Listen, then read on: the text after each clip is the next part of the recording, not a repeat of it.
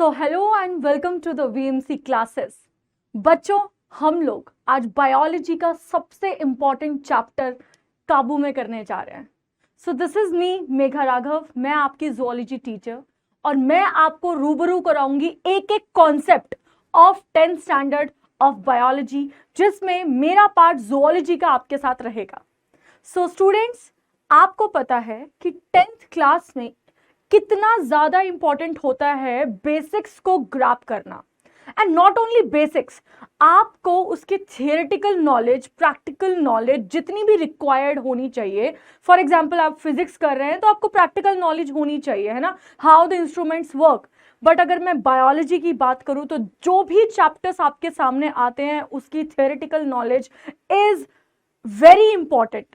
आप अगर फ्यूचर अपना बनाना चाहते हैं मेडिकल में तो आपके लिए बायोलॉजी एक बहुत इंपॉर्टेंट सब्जेक्ट है। And not only in medical field but there are various fields as well. And let's suppose you are not at all interested in medical field, आपका इंटरेस्ट इंजीनियरिंग फील्ड में या किसी और other field में है। But बहुत सारे students को लगता है यार हम बायोलॉजी क्यों करें, हम 10th की बायोलॉजी इतने ध्यान से क्यों पढ़े। जबकि मैं आपको बताना चाहती हूँ बेटा, 10th की बायोलॉजी, बल्कि आपको बायोलॉजी इसीलिए पढ़नी चाहिए क्योंकि वो आपके अंदर का नेचुरल सिस्टम डिफाइन करती है। आप इर्द गिर्द होने वाले सिस्टम्स को पढ़ रहे हो, फिजिक्स में, केमिस्ट्री में, हर चीज में, but the system which is running inside your own body is not been studied by you in depth. That makes you unaware about many things, जो कि आपको आपकी एज के अकॉर्डिंग पता होना जरूरी है। So keeping that in mind, you people have to make sure कि आपका एटलीस्ट 10th का एक एक बायोलॉजी का टॉपिक एकदम क्लियर हो। एंड क्लियर भी कैसा, क्रिस्टल क्लियर हो, ठीक है।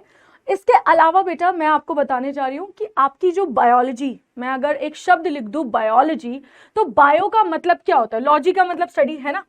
मैं अगर आपको बताऊं बायोलॉजी, सो लॉजी का मतलब आप स्टडी करते हो, बट बायो क्या है, लिविंग बींग्स।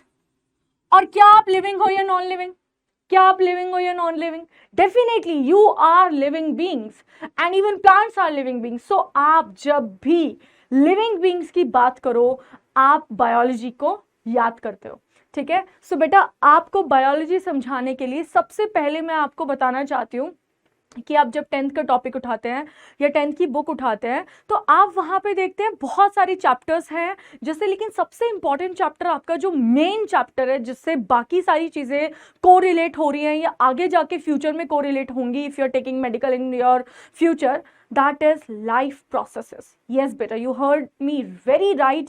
Life processes एक ऐसा पोर्शन है या ऐसा चैप्टर है जो छोटे छोटे पार्ट्स में भले ही एनसीईआरटी में दिया है, बट इसकी अपनी डिस्क्रिप्शन बहुत अच्छे लेवल पे है ना। आप अगर रेस्पिरेशन ले रहे हो, न्यूट्रिशन ले रहे हो, और else we are talking about circulation, so everything is required with hell lot of explanation. Reason being, आपको explanation, see NCERT, we know every single line of NCERT depicts or I should say explains a whole theory about a system. So whenever we are reading NCERT, we have to keep that thing in mind कि सिर्फ line important नहीं है, line की theory या उसके पीछे की story line बहुत इंपॉर्टेंट है। सो देयरफॉर बहुत ज़्यादा डिस्क्रिप्शन ना देते हुए, बहुत ज़्यादा बातों को एक्सटेंड ना करते हुए, let me start this zoology session with you guys. And today we are going to start with circulatory system. So जब भी आप ये शब्द सुनते हो सिस्टम, आपके माइंड में क्या आता है, आप खुद से सोचो और मुझे बताओ। जब भी आप ये शब्द सिस्टम, बेहतरीन शब्द है बेटा ये, जब भी आप ये शब्द सिस्टम सुनते हो आपके माइंड में क्या आता है या क्या आना चाहिए। देखो फॉर एग्जाम्पल, अगर बचपन में आपने बॉब द बिल्डर वाला कार्टून देखा था तो आपको तो सब कुछ पता होगा कैसे वो एक ही काम कर रहे हैं बट टीम में काम कर रहे हैं, है ना। So similarly whenever a system term comes into your mind or whenever you read that on any page, you should understand that it comprises of more than one organ to perform one specific function. Are you getting my point? यानी कि पूरी की पूरी team जुट से काम कर रही है, झुंड में काम कर रही है, बट इंपॉर्टेंस क्या है कि फंक्शन वो एक ही करेगी। सो जैसे कि आप बाकी वीडियोस भी देखेंगे, आपने देखी होगी डाइजेस्टिव सिस्टम, जहां पर अगर मैं बात करूं फंक्शन क्या हो रहा है, डाइजेशन, बट ऑर्गन्स क्या क्या इन्वॉल्व हैं, कौन बताएगा मुझे? जल्दी से सोचो, ऑर्गन्स क्या क्या इन्वॉल्व थे डाइजेस्टिव सिस्टम में। आपका अगर मैं बकल कैविटी बात करूं, buccal cavity, then pharynx, then oesophagus, stomach, stomach के बाद small intestine, large intestine, rectum, anus, सारी चीजें, है ना। सो आपको समझ आया कि यार पूरा का पूरा एलिमेंट्री कैनाल मेरा डाइजेशन में मदद कर रहा है, और पूरा का पूरा alimentary canal is consisting of different different parts of organs. Therefore, we understand this term more clearly कि आपका सिस्टम जो शब्द है उसका मतलब है आप झुंड में काम करो बट फंक्शन एक ही करो, ठीक है। और ये एक लाइफ प्रोसेस का पार्ट है। लाइफ प्रोसेस इसका मतलब क्या है? जिंदगी में होने वाले रोजमर्रा के आपके शरीर के अंदर चलने वाले सिस्टम, आपके शरीर के अंदर चलने वाले प्रोसेसेस को लाइफ प्रोसेस का नाम दिया है बेटा, जिससे आपकी जिंदगी चलती है। जैसे डाइजेशन ना हो तो आपकी जिंदगी नहीं चलेगी, अगर रेस्पिरेशन ना हो आपकी जिंदगी नहीं चलेगी, सर्कुलेशन ना हो आपकी जिंदगी नहीं चलेगी, एक्सक्रीशन ना हो आपकी जिंदगी नहीं चलेगी, राइट। सो लाइफ प्रोसेसेस, ये जो चैप्टर का नाम है बहुत ही बेहतरीन दिया हुआ है, क्योंकि it depicts and it tells you that without these systems inside your body can not even run for a single day. अगर आपकी बॉडी में एक दिन भी डाइजेशन नहीं हुआ, 0% फैट या 0% फूड डाइजेस्ट हुआ है, कुछ डाइजेशन नहीं हुआ, you won't be able to breathe properly, your body will not be able to move properly, you will not be able to sit properly. And therefore, thanks to God giving us so beautiful structures inside a human and as well as in plants and making them living. Okay, so let me start with this a very specific and a heart touching chapter, that is circulatory system. And because मैं system की बात कर रही हूँ, मैं सबसे पहले आपको एक इंट्रोडक्शन देना चाहूंगी। इस सर्कुलेटरी सिस्टम में ये जो सर्कुलेशन हो रही है, नाम से समझ आ रहा है किस चीज की सर्कुलेशन होगी। आपके शरीर में क्या चीज हर समय भाग रहा है, दौड़ रहा है, बताओ जरा। ऐसी कौन सी चीज है जो आपके शरीर में हर समय दौड़ रही है, स्पीड में, है ना, लगातार बहे जा रही है? बिल्कुल सही, जिन बच्चों ने कहा ब्लड, वो बहुत ही बेहतरीन बच्चे हैं, ठीक है। जिन बच्चों के माइंड में आ गया ब्लड, वो बहुत बेहतरीन बच्चे हैं। सो आपकी बॉडी यानी कि multiple organs in circulatory system are functioning to circulate one thing, that is blood, ठीक है।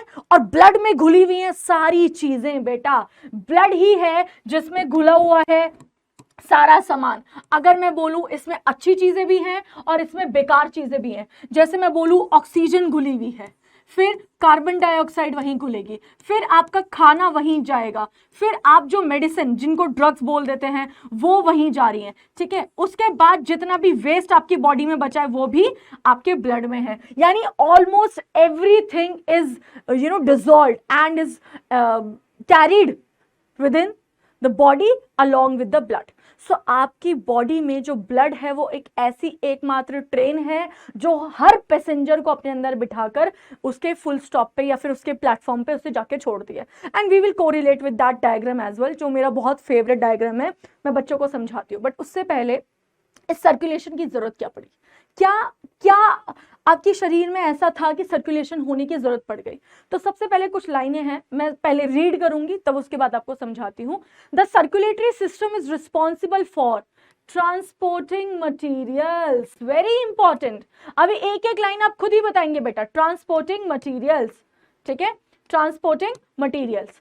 अब through out the entire body, क्यों? क्योंकि मैडम एकमात्र ट्रेन है, एकमात्र ट्रेन जिसमें पैसेंजर बैठेगा। अब वो पैसेंजर कुछ भी हो सकता है, ऑक्सीजन हो सकता है, कार्बन डाइऑक्साइड हो सकता है, nutrients, vitamins, minerals, food, everything, anything, ठीक है।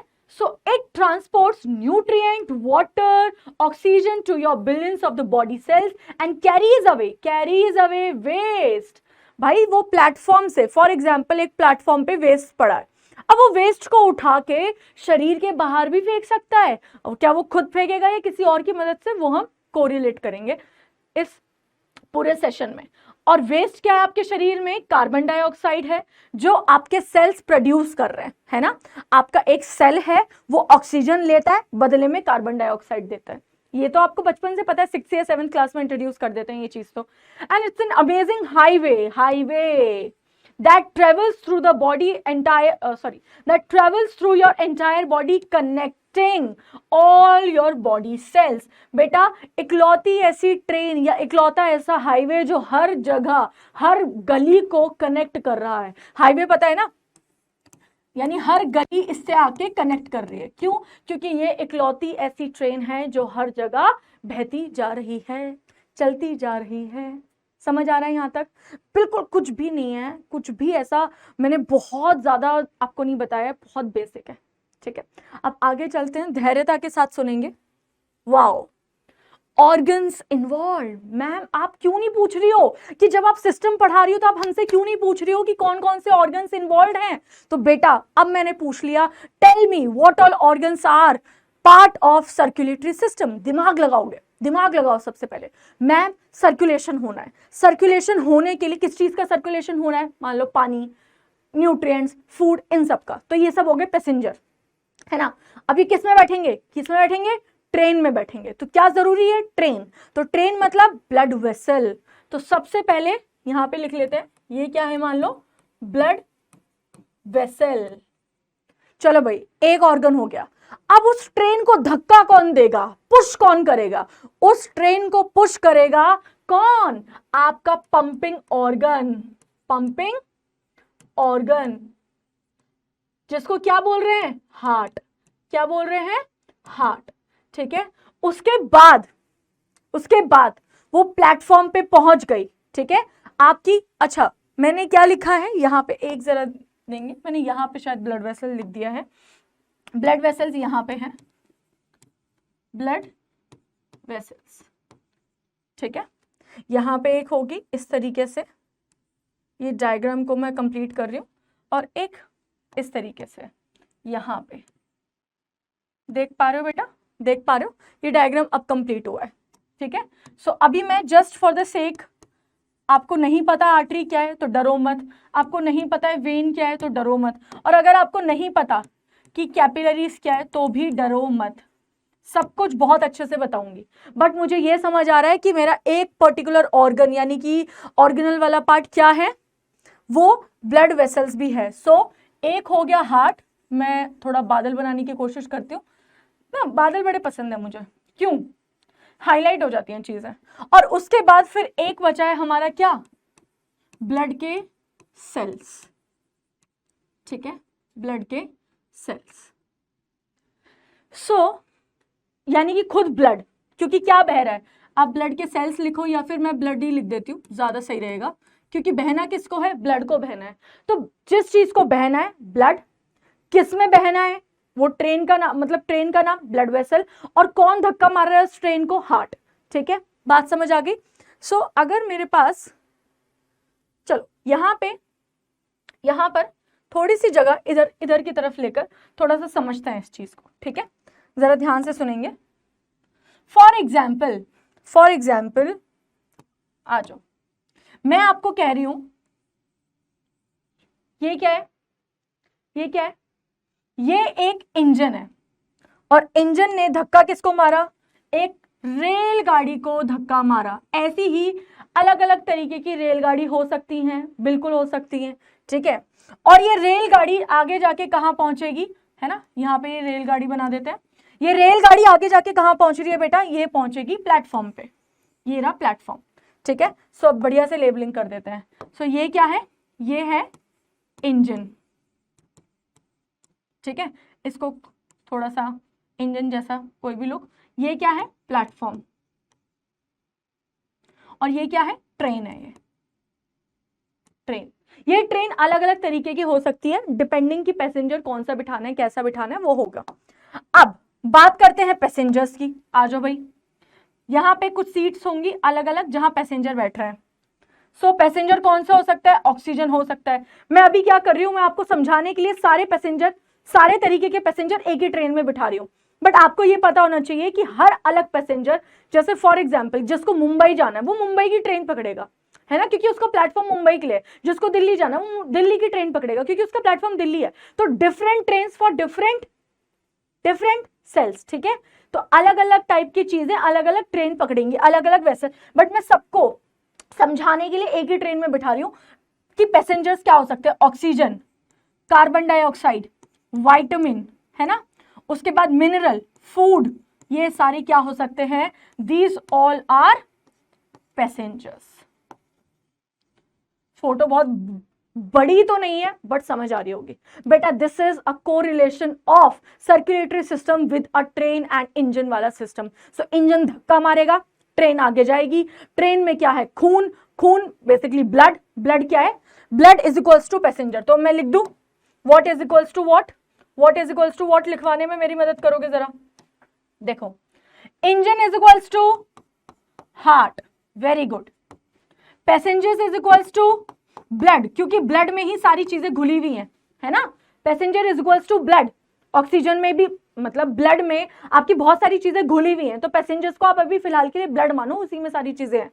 उसके बाद ट्रेन, ट्रेन क्या है, ब्लड की वेसल है जो ब्लड को ले जा रही है, और प्लेटफॉर्म क्या है, टिश्यू, जहां तक ब्लड जाना है, या फिर वो सेल जहां तक उस ब्लड को जाना है। बेटा अगर ये सिंपल सी थ्योरी आपके दिमाग में घुस गई है तो आपका एकदम बढ़िया से ही चैप्टर पूरा कवर हो जाएगा, इसकी मैं आपको इंश्योरेंस दे सकती हूँ, ठीक है। सो आप जरा समझे कि ये सारी चीजें हैं, और भले ही डायग्राम में थोड़ा सा देख लेती हूँ, दिख रहा है अच्छे से दिख रहा है, आप जरा ध्यान से देखेंगे, ठीक है, भले ही छोटा डायग्राम है बट आपको समझ आ रहा होगा, ठीक है। अच्छा,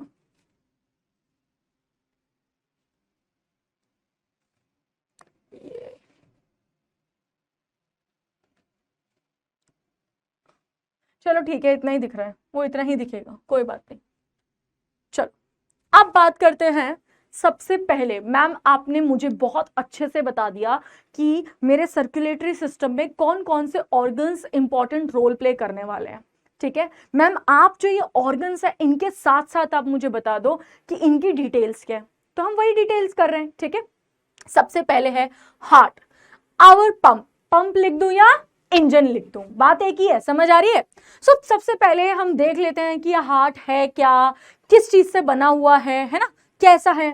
तो it is a muscular organ, क्या मतलब, मस्कुलर ऑर्गन का मतलब क्या है, it is made up of muscles. कोई अगर आपसे पूछ ले कौन सी मसल से हार्ट बनता है, तो आपको पता होना चाहिए उन मसल्स का नाम है कार्डियक मसल्स। क्या नाम है, कार्डियक मसल्स। ये आप नोट करेंगे अगर नोट्स बना रहे हो मेरे साथ तो। Cardiac muscles are found only and only in heart, वो कहीं और नहीं मिलेंगी, वो एक ऐसी इकलौती मसल्स हैं जो सिर्फ आपके दिल में धड़काने के लिए बनी हुई है, स्पेशली।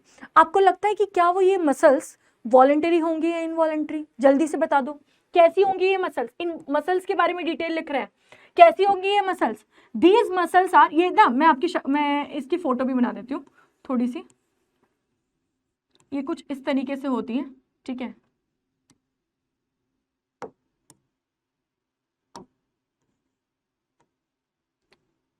ठीक है, इस तरीके से, और यहाँ पे कुछ इस तरीके से स्ट्राइएशंस होती हैं। इतना डिटेल में आपको नहीं जाना, बस आप अभी इतना समझो, ठीक है, इतना समझो कि ये ब्रांच्ड होंगी, ये इनवॉलंटरी होंगी, आपके काबू में नहीं है। क्या नहीं है, आपके काबू में नहीं है। और इनवॉलंटरी के साथ साथ क्या है, ये सिलेंड्रिकल है और इनमें स्ट्राइएशंस भी प्रेजेंट है। स्ट्राइएशंस क्या होता है, स्ट्राइएशंस होते हैं कॉन्ट्रैक्शन एंड रिलैक्सेशन के लिए, कुछ प्रोटीन प्रेजेंट होता है, बड़े हो जाओगे तो अपने आप समझ आ जाएगा। सिर्फ इतना समझ लो कि ये स्ट्राइएशंस, ये दिख रहे हैं, डार्क एंड लाइट बैंड्स इनमें प्रेजेंट होते हैं, इस तरीके से, ठीक है। सो ये है कार्डियक मसल्स जो ब्रांच्ड होती है, स्ट्राइएशंस इनमें प्रेजेंट होते हैं और इनवॉलंटरी इन नेचर होती हैं। बात समझ आ गई। सो अब अगर मैं ये बोलूं कि इनका ओरिजिन कैसा है, तो इनका ओरिजिन है मेसोडर्मल टिश्यू। देखो बहुत डिटेल में नहीं जाऊंगी, ठीक है, ये थोड़ा सा कुछ एक्स्ट्रा है, सिर्फ सुन लो। जो बच्चे ओलंपियाड वगैरह का एग्जाम देते हैं ये उनके लिए है स्पेसिफिकली। और अगर कोई बच्चा है जिसने सोचा है कि भाई मुझे मेडिकली आगे बढ़ना है तो उनके लिए भी है, थोड़ा अच्छे से सुनेंगे। सी, मीजोडर्मल ओरिजिन का बेटा मतलब ये होता है कि आपकी जब आप पैदा हुए थे ना, एक छोटी सी कहानी सुनाती हूँ फिर आपको समझ आ जाएगा। जब आप पैदा हो रहे थे, जब आप छोटे थे, मम्मा के पेट में थे, तो ना आपके बॉडी में सिर्फ तीन तरीके की लेयर थी, एक्टोडर्म, मीजोडर्म, एंडोडर्म। मेरे साथ बोलेंगे, आप जब नन्हे मुन्ने बच्चे थे, मम्मा के पेट में थे, तो आपकी बॉडी में सिर्फ 3 तरीके की लेयर थी, एक्टोडर्म, मीजोडर्म, एंडोडर्म। बात समझ आ रही है? अब आपके शरीर यानी पूरा बॉडी, आप कहोगे मैम हम तो इतने बड़े हो गए, हमारे हाथ बन गया, पैर बन गया, शरीर बन गया, आंख, नाक, मुंह, लंग्स, फेफड़े सब बन गया। तो मैम ये सारी चीजें क्या 3 लेयर से बनी है? बिल्कुल बिल्कुल, ये बहुत बड़ा सीक्रेट है कि आपका पूरा शरीर सिर्फ 3 लेयर से बना हुआ है। यानी पहली लेयर अगर आड़ी टेढ़ी हो गई, उसने मान लो ब्रेन बना दिया, ठीक है। मीजोडर्मल ये जो मीजोडर्मल लेयर है बीच वाली, ये आड़ी टेढ़ी होकर इसने कुछ कुछ ऑर्गन बनाए, उनमें से एक ऑर्गन है हमारा हार्ट जो धड़क रहा है। फिर जो अंदर वाली लेयर है उसने कुछ कुछ चीजें बनाई, फिर वो अलग फंक्शन कर रही है। तो समझ जाओ कि जब ये कोई भी आपको ओरिजिन पूछता है, ओरिजिन की कहां से निकल कर आई है, तो आपको ये समझ आना चाहिए कि हर ऑर्गन का ओरिजिन या तो एक्टोडर्मल होगा, या मीजोडर्मल होगा, या एंडोडर्मल होगा। बस कहानी इतनी सी है। सो अगर मैं आपको हार्ट बोल रही हूं तो आपको ये पता होना चाहिए कि ये मीजोडर्मल इन ओरिजिन है, यानी कि ये मीजोडर्म से निकलकर बढ़िया तरीके से इवेजिनेट या इनवेजिनेट यानी कि खूबसूरत इसने अपना स्ट्रक्चर ढांचा लाया है। उसके बाद it is located between lungs in the thoracic cavity. Thoracic cavity क्या है? कैविटी मतलब खालीपना, कैविटी मतलब खालीपना। तो आप ये बताओ, इधर यहां पे मान लो रिब केज है, ठीक है, यहां पे रिब केज है, इमेजिन करो। तो अगर ये रिब केज है तो रिब केज ने पूरा एक मतलब आप इस तरीके से इमेजिन करो, इस तरीके से पूरा एक वो बना रखा होगा ना कैविटी, इमेजिन कर पा रहे हो इस तरीके से। अब ये कैविटी के अंदर है, देख पा रहे हो डायग्राम में, ये उस कैविटी के अंदर है। तो ये जो रिब केज वाली कैविटी है, ये क्योंकि थोरैक्स के रीजन में है, इसीलिए इसका नाम क्या हो गया? Thoracic cavity. तो क्या लिखा है देखो, it is located between the lungs, क्योंकि फेफड़े भी उसी कैविटी में है ना, रिब्स के अंदर ही फेफड़े हैं, तो फेफड़े के बीच में प्रेजेंट होता है आपका लंग्स। और कहां? फेफड़े का है, थोरैसिक कैविटी में। तो क्या बोल दिया इन लोगों ने, क्या बोल दिया इन लोगों ने? यहां देखो, यहां देखो, मान लो ये आपके फेफड़े हैं, ठीक है, ठीक है, यहां कहीं आपका हार्ट प्रेजेंट है, छोटा सा यहां पे ये हार्ट प्रेजेंट है। तो ये जो है, अब ये इस तरीके से रिब्स आ रही है, और रिब्स क्या बना रही है? कैविटी बना रही है। रिब्स क्या बना रही है? खाली जगह बना रही है। ये देखो ना, इस तरीके से पीछे जा रही है ना रिब्स, ये तो ये इस तरीके से ये कैविटी बना रही है, उसी कैविटी के अंदर आपका हार्ट है। It is present between the lungs and thoracic cavity. Easy to understand, easy to learn. Next point we have is, eraser से थोड़ा इसे इरेज कर देते हैं। Next point we have is, it is roughly the size of clenched fist, 12 centimeter long. Wow, it is very interesting point. आप किसी को बता भी सकते हो, वैसे बचपन में पढ़ लिया है, 10वीं कक्षा में पहुंच चुके हो, बहुत छोटी सी बात है। क्लेंच होता है इस तरीके से मुट्ठी बंद कर लेना। सो आपकी मुट्ठी यानी फिस्ट के साइज का होता है आपका हार्ट, यानी 12 सेंटीमीटर लंबाई होती है इसकी लंबाई। I am not talking about with, ठीक है, इसकी लंबाई है 12 सेंटीमीटर। नाउ क्योंकि मैं हार्ट की बात कर रही हूं मैम, अब धीरे धीरे हार्ट की परतों को खोलना शुरू करो, हार्ट के अंदर भेजो, हमें देखना है झांक कर कि हार्ट कैसा दिखता है। वी आर वेरी इंटरेस्टेड, ठीक है। सो आपका इंटरेस्ट को बनाए रखने के लिए मैं आपको एक एक करके लेयर्स तक ले जा रही हूं, उसके बाद हम खोल के देखेंगे आपका हार्ट दिखता कैसे है, ठीक है। तैयार हो इस जर्नी को आगे मेरे साथ फॉलो करने के लिए? चलो आ जाओ। सो कवरिंग ऑफ हार्ट, बेटा सबसे पहले हार्ट को ना आप एक इमेजिन करो, बढ़िया सी आलीशान गाड़ी, जो भी आपके पसंद की हो, बढ़िया सी एकदम आलीशान जैगुआर, है ना, कुड़ी कहती मैंने जैगुआर ले लो, तो ऐसे कुछ गाना भी है, तो बस बिल्कुल आप समझ लो जैगुआर वैगुआर जो भी जिसको पसंद है, बढ़िया सी एकदम गाड़ी है। मुझे थार पसंद है, मैं थार इमेजिन कर रही हूँ।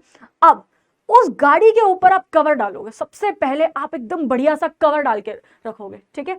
सो आप अगर हार्ट देख रहे हो, मैं अभी फिलहाल हार्ट ऐसा बना रही हूँ, और आपको भी पता है हार्ट ऐसा बिल्कुल नहीं होता, तो जो लोग ऐसा बनाते हैं, ठीक है, मैं तो बना रही हूँ अभी आपको समझाने के लिए, और बढ़िया दिखाने के लिए मैंने लाल सा बना दिया है, बट आपको पता ही है ऐसा नहीं होता।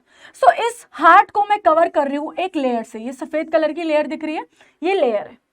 तो ये जो लेयर है, ये जो परत है, यानी कि आपने कहा यार मेरी गाड़ी ना बहुत मैंने बहुत मन्नतों से ये गाड़ी खरीदी है, मेरा जो कवर है वो थोड़ा मोटा होना चाहिए। हमने कहा बहुत बढ़िया बात है, मोटा होगा तेरा कवर, कोई दिक्कत नहीं है।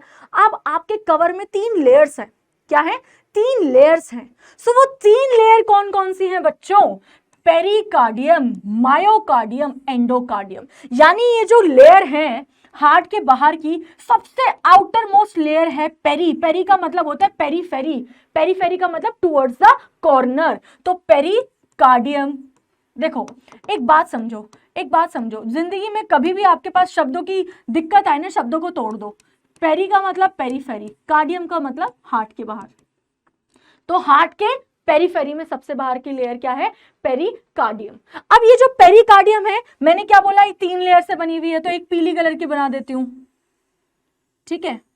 ये पीली कलर की लेयर क्या है बताओ जरा? मायो। मायो का मतलब बेसिकली होता है मसल्स। ये मसल से बनी हुई बीच की लेयर है मायोकार्डियम। ये मसल से बनी हुई बीच की लेयर है, मस्कुलर लेयर है। उसके बाद आपने कहा मान लो ये हार्ट की लास्ट लेयर है, और लास्ट लेयर का नाम है एंडोकार्डियम, यानी हार्ट की सबसे अंदर वाली लेयर। तो अब एक्चुअली में क्या होता है जरा देखेंगे। जब पेरिकार्डियम की मैं बात करती हूँ तो पेरिकार्डियम ना कुछ इस तरीके से, देखो जरा, पेरिकार्डियम भी 2 है।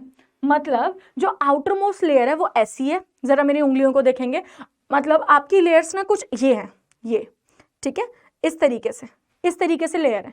तो आउटर मोस्ट लेयर ये है पेरिकार्डियम, फिर ये बीच वाली है मायोकार्डियम, और अंदर वाली है एंडोकार्डियम। अब जो पेरिकार्डियम है मैम, ये पेरिकार्डियम मोटी क्यों दिख रही है? क्योंकि बेटा ये 2 लेयर्स हैं। तो पेरिकार्डियम जो है वो कुछ इस तरीके से होती है, आपको बताऊं, इस तरीके से, ठीक है। तो यानी कि ये जो पूरी लेयर है ये पूरी की पूरी पेरिकार्डियम है, ये पूरी पेरिकार्डियम है। बात समझ आ रही है? यहां पे बनाया ना, ये पूरी पेरिकार्डियम है, लेकिन इसके बीच में कुछ फ्लूइड भरा होता है, कुछ फ्लूइड भरा होता है, और इस फ्लूइड का नाम है पेरिकार्डियल फ्लूइड, ठीक है, पेरिकार्डियल फ्लूइड। सो सबसे बाहर वाली layer pericardium, and it has 2 parts. जब सीनियर हो जाओगे यार तब समझ लेना कौन से 2 पार्ट है, अभी सिर्फ इतना समझो वो इस तरीके से है, और इसके बीच में कोई फ्लूइड भरा हुआ है, यहां देख पा रहे हो, यहां देख पा रहे हो। अब मैंने इसके बीच में फ्लूइड भर दिया है, इस फ्लूइड का नाम है पेरिकार्डियल फ्लूइड। और अगर मैं बोलूं ये कैविटी है, खाली जगह, तो पेरिकार्डियल कैविटी, और इसी कैविटी में, इसी खाली जगह में फ्लूइड भर दिया, पेरिकार्डियल फ्लूइड। बात समझ आ गई? दिक्कत तो नहीं हो रही समझने में, ठीक है। सो कुछ इस तरीके की हार्ट की लेयर्स हैं। आपकी एनसीईआरटी के according to 10th standard you are only told about pericardium, and I don't think कि वो आपको एंडोकार्डियम तक ले जाते हैं। सो आपको पेरिकार्डियम ही समझना है, ठीक है। उसके बाद हम चलते हैं बेटा आगे, चेम्बर्स ऑफ द हार्ट। धीरे धीरे गाड़ी का कवर हटा दो, मुझे देखनी है आपकी लिम्बोर्गिनी, आपको मेरी थार देखनी है, तो बिल्कुल एकदम कवर हटा दिया। कवर कैसा था आपको मैंने बता दिया। अब क्योंकि मैं देखना चाहती हूँ यार गाड़ी कैसी है, खोल के दिखाओ मैडम, तो बिल्कुल बेटा हमने लेयर्स हटा दी हैं और अब आपको खोल के दिखाया जा रहा है। सो जरा आपने देखा कि यार मैम मेरी गाड़ी के आगे 2 सीट हैं, गाड़ी के पीछे भी सीट है, और पीछे भी 2 लोग बैठ सकते हैं आराम से, यानी कि बढ़िया सा चल रहा है सिस्टम।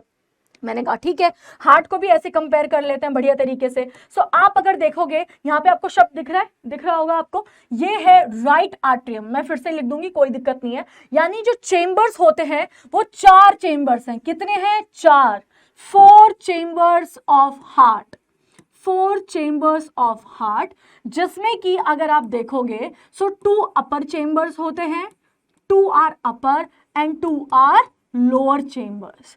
अपर चेम्बर्स थोड़े छोटे होते हैं जिनको आर्ट्रियम कहते हैं, आर्ट्रियम कहते हैं, या फिर और क्या कहते हैं, कुछ कुछ आईसीएसई की बुक्स में लिखा है ऑरिकल्स कहते हैं। आईसीएसई की बुक्स में लिखा हुआ है, सीबीएसई में भी लिखा हुआ है, ऑरिकल्स कहते हैं।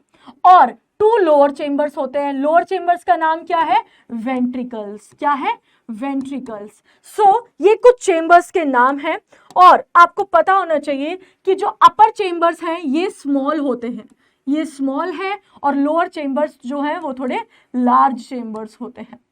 बात समझ आ गई? बात समझ आई? एक बार पढ़ लेते हैं क्या लिखा हुआ है जरा स्लाइड में। Human heart consist of 4 chamber, ma'am आप बता चुके हो।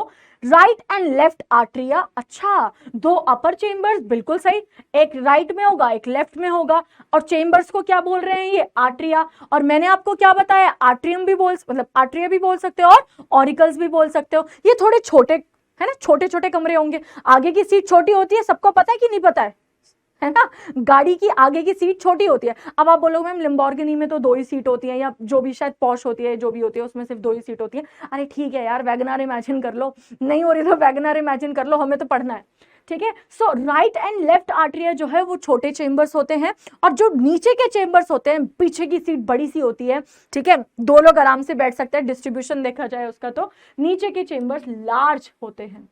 So these are the 4 chambers of heart। अब हमें क्या करना है, थोड़ा और अंदर जाना है और देखना है क्या है। अच्छा मैम, ये जो चारों चेम्बर्स हैं, ध्यान से देखेंगे बेटा, ध्यान से, एक और चीज बता रही हूं यहाँ पे, देखो ये 4 चेम्बर्स बन गए, मान लो ये और ये।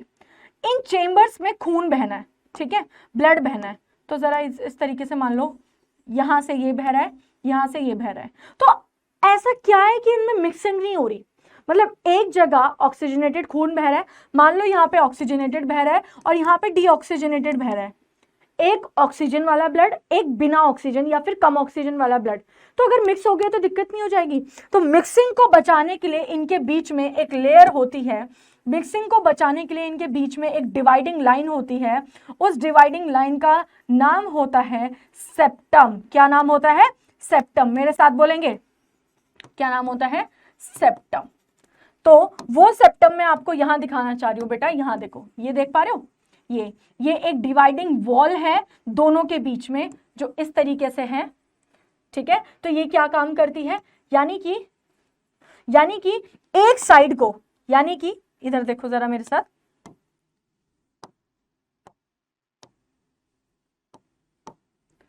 एक साइड को अलग करती है दूसरी साइड से।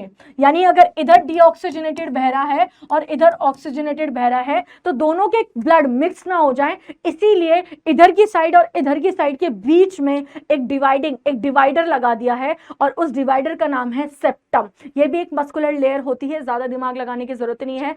Septum is a dividing wall, that's it, that's what you have to understand as of now. Okay, so ये हमारा हुआ बेटा हार्ट के थोड़े अंदर।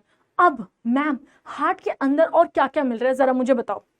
सो आप देखते हो क्या होता है, सीट, आगे की सीट होती है या पीछे की सीट होती है। सो आप आगे से पीछे ना चले जाओ या पीछे वाला आगे ना आ जाए। आजकल तो गाड़ियों में होता है, पीछे वाले में भी होती है ना, बेल्ट लगाते हैं, सीट बेल्ट। तो वैसे ही आप क्या कर रहे हो, जब आप आगे बैठे हो तो सीट बेल्ट लगाते हो ताकि एकदम से धक्का खा के आगे ना चले जाओ या पीछे ना चले जाओ और पीछे वाले आगे ना आ जाए। सो इसी तरीके से मान लो खून बह रहा है अच्छा खासा, फॉर एग्जाम्पल अब हार्ट बनाना ही पड़ेगा मैम को, ठीक है। चलो अब तो समझ ही गए हो, ऑरिकल्स, ठीक है, इस तरीके से।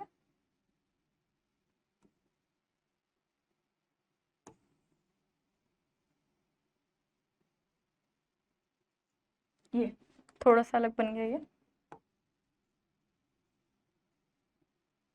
बढ़िया। चलो ये देख पा रहे हो डायग्राम, ठीक है। अब मैं क्या बता रही हूँ, फॉर एग्जाम्पल मैं लाल वाला कलर इस्तेमाल कर रही हूँ किस चीज के लिए, ऑक्सीजनेटेड ब्लड। तो मान लो ऑक्सीजनेटेड ब्लड यहां से आया, ठीक है, यहां से कहीं बाहर बह गया, और डीऑक्सीजनेटेड ब्लड को नीले से मैं कर रही हूँ, मान लो यहां से आया और यहां से कहीं बाहर चला गया। बात समझ आ गई? और हमें पता है इनके बीच में एक लाइन होगी, इनके बीच में एक लाइन होगी, सेप्टम, ठीक है। इस तरीके से सफेद कलर की सेप्टम है, दिखाई दे रही है। अब मैं आपसे ये बोल रही हूं बेटा, अब मैं आपसे ये बोल रही हूं कि ऊपर के खाने, सबसे पहले ऊपर के खाने जो हैं वो भरते हैं ब्लड से, ठीक है। सो इसीलिए मैंने एरो यहीं तक दिखाया बस, ठीक है, एरो मैंने सिर्फ यहीं पे दिखाया ना, ये देखो यहाँ पे खत्म कर दिया एरो दिखाना। सो मैं आपको बोल रही हूँ सबसे पहले धीरे धीरे ऊपर के खाने भरते हैं। तो आज चलो भरो, आज भरो, ब्लड आ गया, ये रहा, ठीक है, ब्लड आ गया, इधर भी आ गया। चलो मैं ब्लड इधर लाल ही दिखा रही हूँ बट थोड़ा सा डिफरेंस होगा।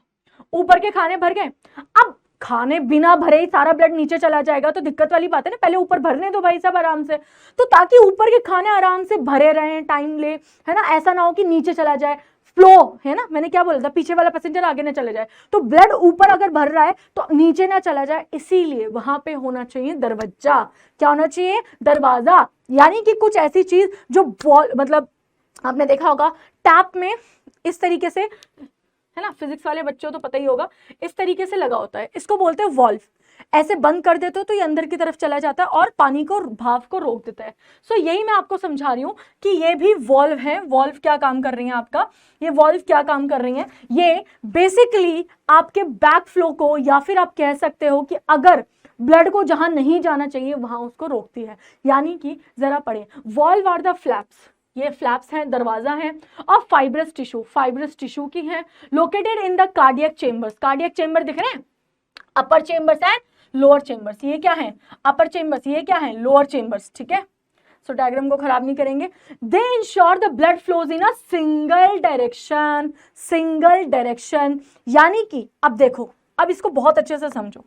फॉर एग्जाम्पल बच्चों, फॉर एग्जाम्पल ब्लड यहां आ गया, इस समय ब्लड को ग्रीन ले रही हूं, है तो लाल ही, ब्लड नीचे आ गया, ऊपर वाला गायब हो जाएगा ना, ऊपर वाला ब्लड गायब हो जाएगा।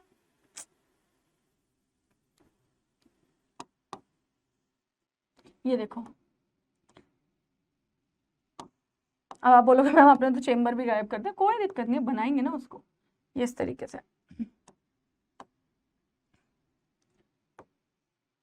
ये खाली हो गया, इधर वाला भी खाली हो जाएगा सेम। तो आप अभी एक साइड का समझो, मान लो ब्लड नीचे आ गया, अब कहाँ जा रहा है, नीचे के बाद कहाँ जा रहा है, बाहर, नीचे के बाद अगर वो बाहर जा रहा है तो चांसेस है ना कि वो ऊपर जा सकता है, वो कोशिश करेगा, नीचे वाला अगर फूल गया, नीचे वाला चेंबर अगर फूल गया तो वो हर जगह प्रेशर लगाएगा, ऊपर भी लगाएगा, इधर भी लगाएगा, नीचे भी लगाएगा, तो अगर वो ऊपर चला गया तो दिक्कत हो जाएगी यार, दिक्कत हो जाएगी, है ना, क्यों, क्योंकि उसे तो बाहर जाना है, अब वो ऊपर ही जाता रहेगा तो दिक्कत हो जाएगी। तो इसी वजह से, ताकि एक ही डायरेक्शन में ब्लड फ्लो करे, मुझे क्या लगाना पड़ा, मुझे कहीं ना कहीं गेट्स लगाने पड़े, और आपको पता होना चाहिए गेट्स यहाँ पे भी प्रेजेंट है, मैं व्हाइट से दिखा रही हूँ, ये जो येलो वाले हैं ये गेट्स हैं, ये गेट्स हैं, यानी कि चेंबर्स के बीच में गेट है, ठीक है। और कहाँ गेट्स हैं, और आपके यहाँ पे जहां बाहर निकल रहा होगा यहाँ पे भी गेट होगा, और यहाँ पे भी गेट होगा, ताकि पीछे ना चला जाए। सो पीछे ना चला जाए और ऊपर ना चला जाए, एक ही डायरेक्शन में फ्लो होता रहे, है ना, पीछे ना चला जाए और ऊपर ना चला जाए, इसीलिए एक डायरेक्शन में फ्लो होता रहेगा। मान लो वेंट्रिकल से बाहर निकल गया, अब वो वेंट्रिकल में भी नहीं आना चाहिए, तो मैंने यहां वॉल्व लगा दी, और जब वो वेंट्रिकल में था ब्लड, जब वो निकलने के लिए रास्ता ढूंढ रहा था, लेफ्ट राइट ऊपर नीचे, तो उसने कहा यार ऊपर गेट है, मैं खोल के ऊपर चला जाऊं, no no no no no no, ऊपर हम क्या करेंगे, हमने लगा दी वॉल्व, और वॉल्व क्या है, एक ही डायरेक्शन में खुलेगी, तो यानी कि जब ऊपर वाले चेंबर को ब्लड नीचे फेंकना था तो वो सिर्फ ऐसे खुल रही है, बट जब नीचे वाले ने प्रेशर लगाया तो नीचे वाला ब्लड ऊपर नहीं जा सकता, क्योंकि वॉल्व्स जो हैं वो एक ही डायरेक्शन में खुलती हैं, और एक ही डायरेक्शन में खुलती हैं तो वो एक ही डायरेक्शन में ब्लड को फ्लो करवाएंगी। अब आपको जिसको लग रहा है कि यार हम कितना महंगा, सॉरी कितना ज़्यादा मुश्किल सामान पढ़ रहे हैं या कितना ज़्यादा मुश्किल चीज़ें पढ़ रहे हैं, उनको डरने की ज़रूरत नहीं है, क्योंकि अभी मैं एक डायग्राम बनाऊंगी, उससे सब कुछ समझ आ जाएगा। बस ये इंट्रोडक्शन है। और flaps also prevent the blood from flowing backward, ये मैं आपको बता चुकी हूँ, ठीक है। सो ये जो बच्चे नोट्स बना रहे होंगे मेरे साथ, वो आप कर सकते हो। बात करते हैं ब्लड वेसल्स की। हालांकि मैं ब्लड वेसल्स को, आपको पता है किससे आपको कंपेयर करना है, जरा बताएंगे। पानी पीते रहेंगे, अगर जरूरत पड़ रही है तो पानी पीते रहो भाई। ब्लड वेसल्स जो हैं वो आप किससे कंपेयर कर सकते हो बेटा, बताओ किससे कंपेयर करोगे, ट्रेन से, वेरी गुड। और वो ट्रेन मैंने क्या कहा है भाई, मनाली वाले, सॉरी मुंबई जाने वाली अलग है ना भाई, दिल्ली जाने वाली अलग है, पैसेंजर्स को बिठाएगी, दिल्ली वाली दिल्ली के पैसेंजर्स को बिठाएगी। तो आइए मेरे साथ करते हैं ब्लड की वेसल्स। मैं यहां पे तो जरा लिख देती हूँ, ठीक है।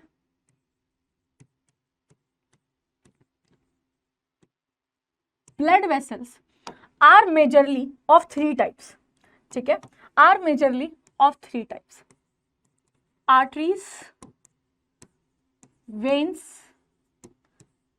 कैपिलरीज, ठीक है। पहली बार तो शब्द सुन नहीं रहे होगे आप, 10th क्लास में हो। आर्टरीज इकलौती ऐसी ट्रेन है जो कहेगी मेरे अंदर पैसेंजर ऑक्सीजन वाला बैठेगा। क्या बैठेगा? मेरे अंदर पैसेंजर ऑक्सीजन वाला बैठेगा। वेन्स कहती हैं कि मैं अपने अंदर जो पैसेंजर्स को बिठा रही हूं, मेरे अंदर जो पैसेंजर बैठेगा वो कार्बन डाइऑक्साइड बैठेगा, कार्बन डाइऑक्साइड बैठेगा। यहां पे क्योंकि आप 10वीं कक्षा में पहुंच चुके हो, मैं आपको बता दूं कि वेन्स में ऑक्सीजन भी होती है, ठीक है, लेकिन कम ऑक्सीजन होती है। तो एक मैं ऑक्सीजन दिखा रही हूं ताकि आपको पता चल जाए कि ऑक्सीजन भी होती है, नहीं तो बच्चों को समझ ही नहीं आता है, ठीक है। तो कैपिलरीज का फंक्शन हम देखेंगे। सो इससे मुझे समझ क्या आ रहा है? इससे मुझे समझ आ रहा है कि मेरा ऑक्सीजनेटेड ब्लड कैरी कौन करेगा? आर्टरीज। मेरा डीऑक्सीजनेटेड ब्लड कैरी कौन करेगा? वेन्स। कैपिलरीज क्या करेंगे? अभी हम करेंगे, हौले हौले चलते हैं, ठीक है। उसके बाद whenever we are talking about oxygenated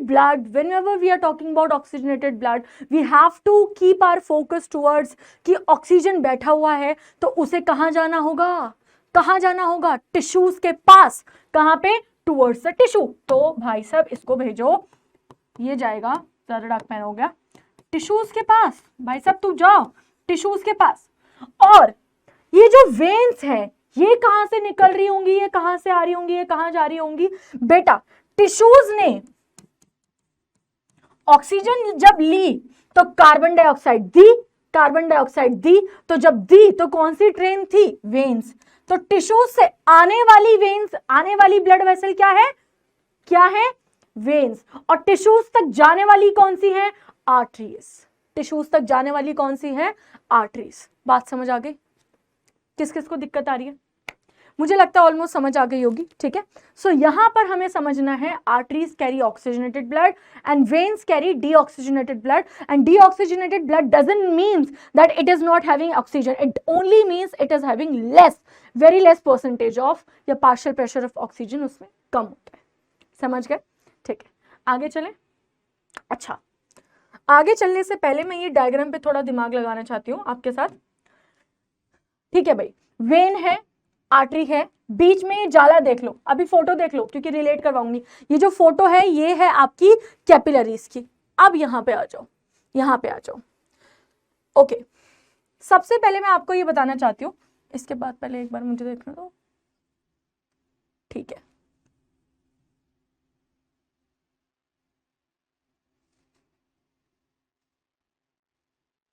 ठीक है, ओके। सो अब सबसे पहले मैं आपको यहां पे बताना चाहती हूं कि आर्टरीज जो होती हैं, ठीक है, आर्टरीज क्योंकि ऑक्सीजन पे है, ऑक्सीजन को बिठा के रखा हुआ है। और ये वाला डायग्राम मैं आपको बहुत बाद में समझाने वाली हूं कि ये जो फोटो है ये मैं बाद में समझाने वाली हूं। अभी आप इस तरफ देखोगे, मान लो ये मेरा टिश्यू था, ये मेरा प्लेटफॉर्म है जहां पर मुझे ऑक्सीजन भेजनी है, ठीक है। चलो भाई, बहुत अच्छी बात है, ऑक्सीजन भेजनी है तो मेरी आर्टरी कहीं ऊपर से आ रही होगी, ठीक है। अब ये आर्टरी जो है, ये आर्टरी जो है ये छोटे छोटे आर्टेरियोल्स में टूट जाती है। चलो इस तरीके से देखते हैं इसको, यहां देखो, ठीक है। जैसी अंदर जाती है ये छोटे छोटे आर्टेरियोल्स में टूट जाती है, ये देख पा रहे हो, ठीक है, ये इस तरीके से। अब इसके बाद अब इन आर्टेरियोल्स ने क्या करा? इन आर्टेरियोल्स ने क्या करा? ऑक्सीजन दे दी। क्या दे दी? ऑक्सीजन। ऑक्सीजन निकाल निकाल के दे दी, यहां ऑक्सीजन दे दी, यहां ऑक्सीजन दे दी, ये ऑक्सीजन दे दी। बढ़िया, क्योंकि यही काम था, मुझे ऑक्सीजन देनी थी। अब क्या होगा? अब इसके पास भरमार है कार्बन डाइऑक्साइड की। भाई टिश्यूज के पास लगातार ये कार्बन डाइऑक्साइड निकाल रहे हैं। कैसे निकाल रहे हैं? जरा रेस्पिरेशन वाला चैप्टर ध्यान से पढ़ना, ठीक है। तो इनको चाहिए नई ट्रेन, तो पहले छोटी छोटी छोटी ट्रेन आएंगी, फिर बड़ी ट्रेन आएगी। तो यहाँ पे, अच्छा इसको ना थोड़ा सा पहले मैं फोटो, ताकि अच्छी सी दिखे आपको, तो मैं थोड़ा सा और इलेबोरेटेड बनाना चाहती हूँ, इस तरीके से बना रही हूँ, ठीक है। उसके बाद आपको मैंने क्या बोला?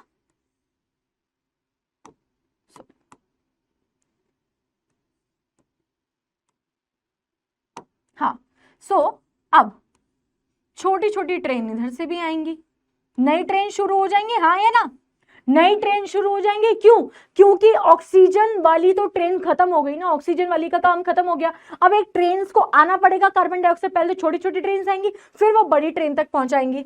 और इस तरीके से ये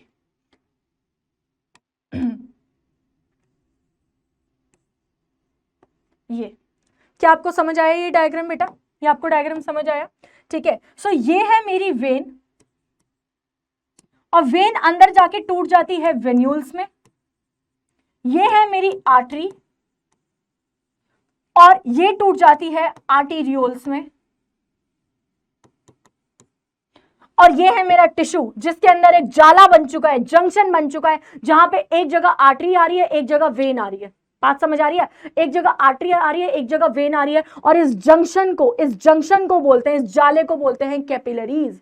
सो capillaries is a network of arteries and veins. It is a actually यहां पे लिख देती हूं पहले मैं, ठीक है।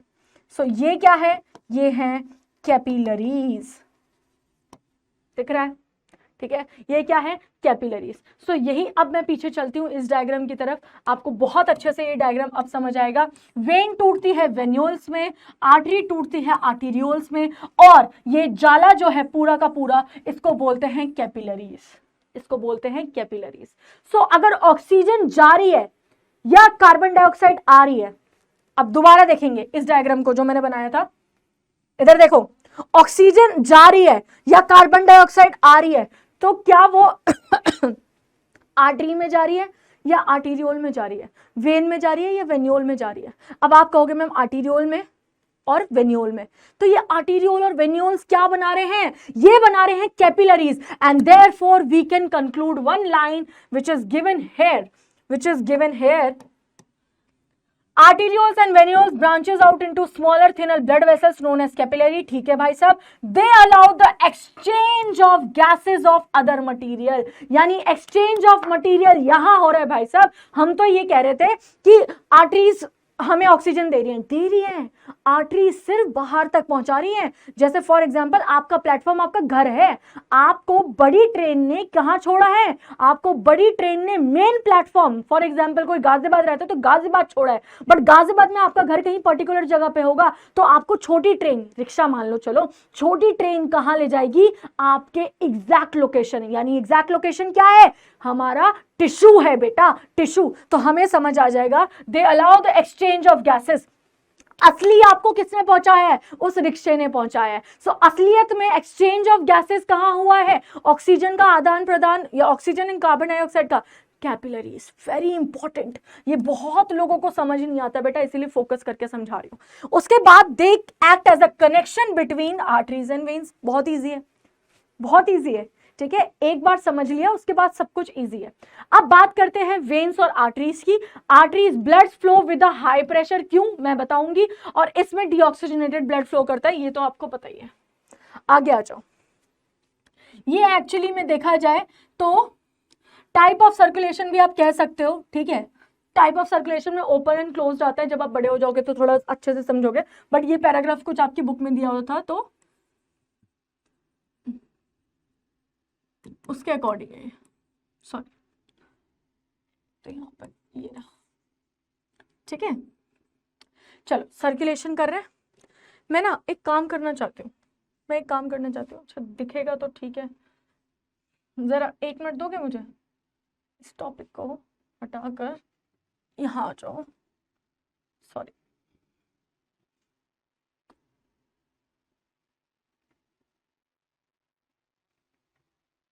ठीक है,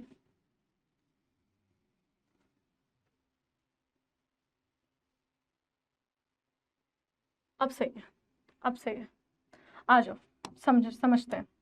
देखो बेटा, आपने हार्ट का स्ट्रक्चर समझ लिया, पूरी गाड़ी समझ ली कि 4 चेम्बर्स होते हैं, गाड़ी में बीच में ढक्कन होते हैं या गेट होते हैं जो आगे पीछे ना जाने से रोकते हैं।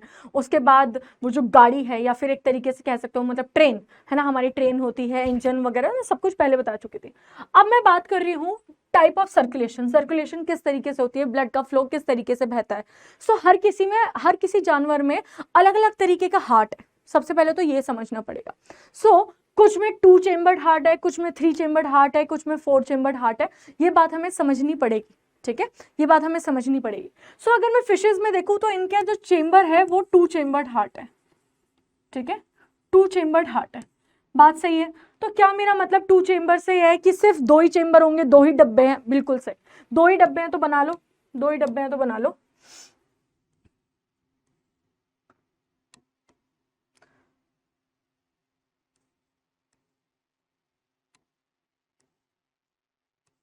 एक डब्बा ये हो गया, फिर एक डब्बा ये हो गया। दिख गया? दिख रहा है? ठीक है, बहुत अच्छे से तो नहीं दिख रहा होगा, एक बार मुझे देखने दो। थोड़ा डायग्राम अगर ठीक बन जाता है ना तो खुशी हो जाती है। अब सही है, बढ़िया, अब सही है, आ जाओ। चलो, सो एक ऑरिकल होगा या आर्ट्रियम, या आर्ट्रिया मान लो, और एक वेंट्रिकल मान लो। दिख रहा है? अब इनके पास लंग्स तो है नहीं, तो इनके पास क्या होंगे? गिल्स होंगे। क्या होंगे? गिल्स। सो मान लो गिल्स से ऑक्सीजनेटेड ब्लड आया और फिर यहां से बाहर चला गया टिश्यूज तक। तो यहां मान लो गिल्स है, और यहां मान लो फिर ब्लड फ्लो करके कहां चला गया? टिश्यूज तक, बॉडी टिश्यूज तक। सो सर्कुलेशन कितनी बार, हार्ट में ब्लड कितनी बार जा रहा है मुझे बताओगे गिन के? पिंक लाइन क्या है? एक ही बार जा रहा है ना, एक ही बार जा रहा है, हाँ या ना? एक ही बार ब्लड जा रहा है ना, चाहे वो मिक्स हो रहा है चाहे कैसे। सो ये जो है 2 चेम्बर्ड हार्ट में मिक्सिंग हो जाती है ब्लड की। क्या हो जाती है? Mixing of blood. इसीलिए आप कहते हो ये है सिंगल सर्कुलेशन। देख रहे हो? Single circulation. और सिंगल सर्कुलेशन में क्या हो रहा है? Mixing of blood, mixing of blood. क्यों? क्योंकि यहां मैंने आपसे कहीं नहीं कहा कि दोनों के बीच में, देखो आर्ट्रियम में जा रहा है तुरंत वेंट्रिकल में, तो यहाँ पे तो एक ही ब्लड है ना, कोई सेपरेशन वॉल ना कुछ ना कुछ, ठीक है। तो यहाँ पे मिक्सिंग ऑफ ब्लड हो जाता है, और ये आपको ज्यादातर पाया जाता है फिशेज में। कहाँ? फिशेज में। फिर आप आते हो एम्फीबियंस में, जिनके पास है 3 चेम्बर्ड हार्ट, ठीक है, 3 चेम्बर्ड हार्ट। और अगर आप रिप्टाइल्स की बात करते हो और आप मैमल्स की बात करते हो, चिड़िया की बात करते हो, यहाँ पे 4 चेम्बर्ड है। बट हमें चेम्बर से लेना देना नहीं है, हमें किस चीज से लेना देना है, मैं आपको वो दिखा देती हूँ। मैं अगर कंबाइन यानी रेप्टाइल्स एंड एम्फीबियंस की बात करूंगी तो इनके अंदर सर्कुलेशन कैसे टाइप का हो रहा है मैं वो बताना चाहती हूँ, मैं वो बताना चाहती हूँ, जरा देखेंगे, ठीक है। ये अब इनके अंदर हो क्या रहा है, यहां से ब्लड आया, ठीक है, और मान लो एक ब्लड यहां से आ गया, यहां से ब्लड आ गया। अब भाई साहब ये दोनों के दोनों ब्लड यहां जाके मिक्स हो गए, यानी कि इनके पास है एक ऑरिकल, 2 ऑरिकल, ठीक है। तो 2 ऑरिकल्स हैं but only 1 ventricle, so they have 2 auricles but only 1 ventricle. तो यहां पे भी हो जाती है मिक्सिंग ऑफ ब्लड, मिक्सिंग हो जाती है। क्यों? क्योंकि यहां पे ब्लड को एक दूसरे से अलग करने के लिए सेप्टम नहीं है, ठीक है, they don't have any septum, no septum, and only 1 ventricle, ठीक है। ये किसके केस में है? ये स्पेसिफिकली इस फ्रॉग के केस में है। 1 वेंट्रिकल सिर्फ फ्रॉग के केस में है, ठीक है। 3 चेम्बर्ड हार्ट इसका था। अगर मैं बात करूं आपसे, मैं रेप्टाइल्स की बात करूं तो रेप्टाइल्स का हार्ट कुछ इस तरीके से है, भले ही 4 चेम्बर्ड है, ठीक है, यहां से जो आ रहा है यहां से जो आ रहा है, भले ही 4 चेम्बर्स हैं, भले ही 4 चेम्बर्स हैं, लेकिन यहां पे भी क्या हो रही है? मिक्सिंग हो रही है। तो इसीलिए, क्योंकि यहां पे भी मिक्सिंग है, यहां पे भी मिक्सिंग है, और यहां पे भी वॉल्व अच्छे से नहीं डेवलप हो पाई, इसीलिए मैं कहती हूं इनकम्प्लीट डबल सर्कुलेशन। यानी वेंट्रिकल्स जो हैं वो एक तरीके से आप एक ही वेंट्रिकल देख रहे हो यहां पे, तो आप यहां कह सकते हो, तो आप यहां कह सकते हो इनकम्प्लीट डबल सर्कुलेशन। और यहां पे भी डबल सर्कुलेशन हो रही है, बट कैसी है? इनकम्प्लीट। क्यों? क्योंकि वेंट्रिकल्स जो हैं वो सेपरेटेड नहीं है, यानी वेंट्रिकल्स के बीच में दीवारें नहीं हैं। बात समझ आ गई? बात समझ आ गई? तो यानी कि मुझे ये समझना है कि जब एक ऑरिकल एक वेंट्रिकल और एक ऑरिकल एक वेंट्रिकल दोनों अलग हो, तब मैं कहूंगी कंप्लीट डबल सर्कुलेशन। एक बार ऐसे ब्लड जाएगा इसमें से और एक बार ऐसे, ठीक है। सो एक बार सर्कुलेशन यहां हो रही है ऑक्सीजनेटेड की, एक तरफ डीऑक्सीजनेटेड की ऐसे हो रही है। तो जब हार्ट में 2 बार ब्लड आ रहा है ना, हार्ट में 2 बार ब्लड आ रहा है अलग अलग तरीके का, भले ही अलग अलग तरीके का है, बट उसे मैं कहूंगी कंप्लीट डबल सर्कुलेशन, जहां पे मैं बात करती हूँ चिड़िया की और मैमल्स की। और तुम लोग क्या हो, मैमल हो। So being a mammal, you should know that you are 4-chambered and you have complete double circulation inside your body. Understood? Yes or no? So ये जो है बहुत डिटेल में मैंने आपको थोड़ा बता दिया है, 11वीं कक्षा में और अच्छे से कर लोगे, है ना, कि कौन सा रेप्टाइल है जो 4 चेम्बर्ड है। सारे रेप्टाइल्स 3 चेम्बर्ड नहीं होते हैं, ठीक है। सो कौन सा रेप्टाइल है जो 4 चेम्बर्ड है। तो यहाँ पे भी आप रेप्टाइल्स जब देखते हो, मैंने 4 चेम्बर्ड लिख दिया है यहाँ पे, ये 3 चेम्बर्ड आप इसे मानो, मैं आपको बताती हूँ, ये 3 चेम्बर्ड इसको मानोगे आप, और इसके बाद 4 चेम्बर्ड वाला होता है जो होता है क्रोकोडाइल, वो उसमें आप मानोगे, ठीक है। सो इतना आपको ये करने की जरूरत नहीं है, आप सिंपल कर सकते हो। क्या आप सिंपल कर सकते हो कि दोनों के अंदर, यानी कि रेप्टाइल्स एंड एम्फीबियंस के अंदर इनकम्प्लीट डबल सर्कुलेशन होती है, इनकम्प्लीट डबल सर्कुलेशन होती है। चेम्बर्स जो है वो आपकी बुक में दिया हुआ है, फिशेस में आपको करना है और मैमल्स में आपको करना है स्पेसिफिकली, ठीक है। सो कौन सा ऐसा रेप्टाइल है जो मैमल्स में है, ये वो आपको नहीं करना। बात समझ आ गई? कौन सा ऐसा है जिसके 4 चेम्बर्ड है, नहीं करना। ये सारी डिटेल्स आपको बाद में करनी है। सर्कुलेशन ऑफ ब्लड, यहाँ हम थोड़ा सा ध्यान देंगे और मेरे साथ डायग्राम को बहुत अच्छे से समझेंगे।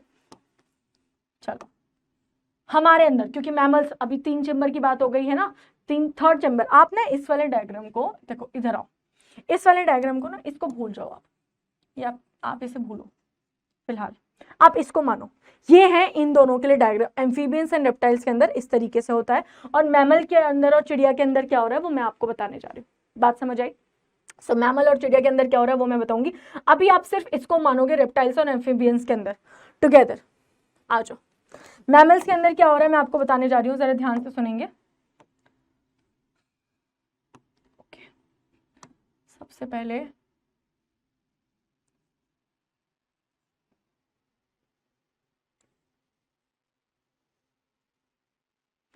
ठीक है,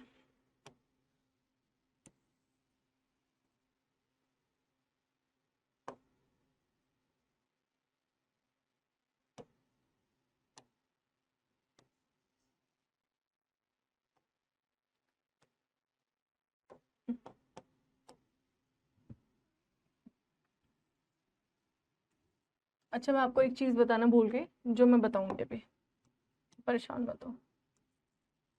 ये क्या बना रही हूँ, सेप्टम, ठीक है, ओके।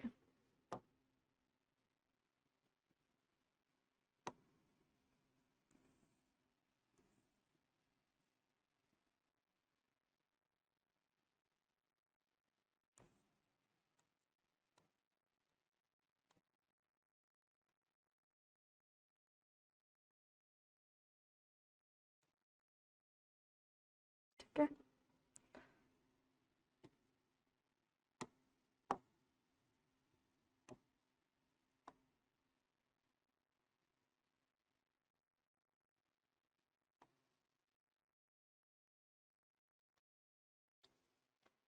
परफेक्शन पे मत जाइएगा, ठीक है।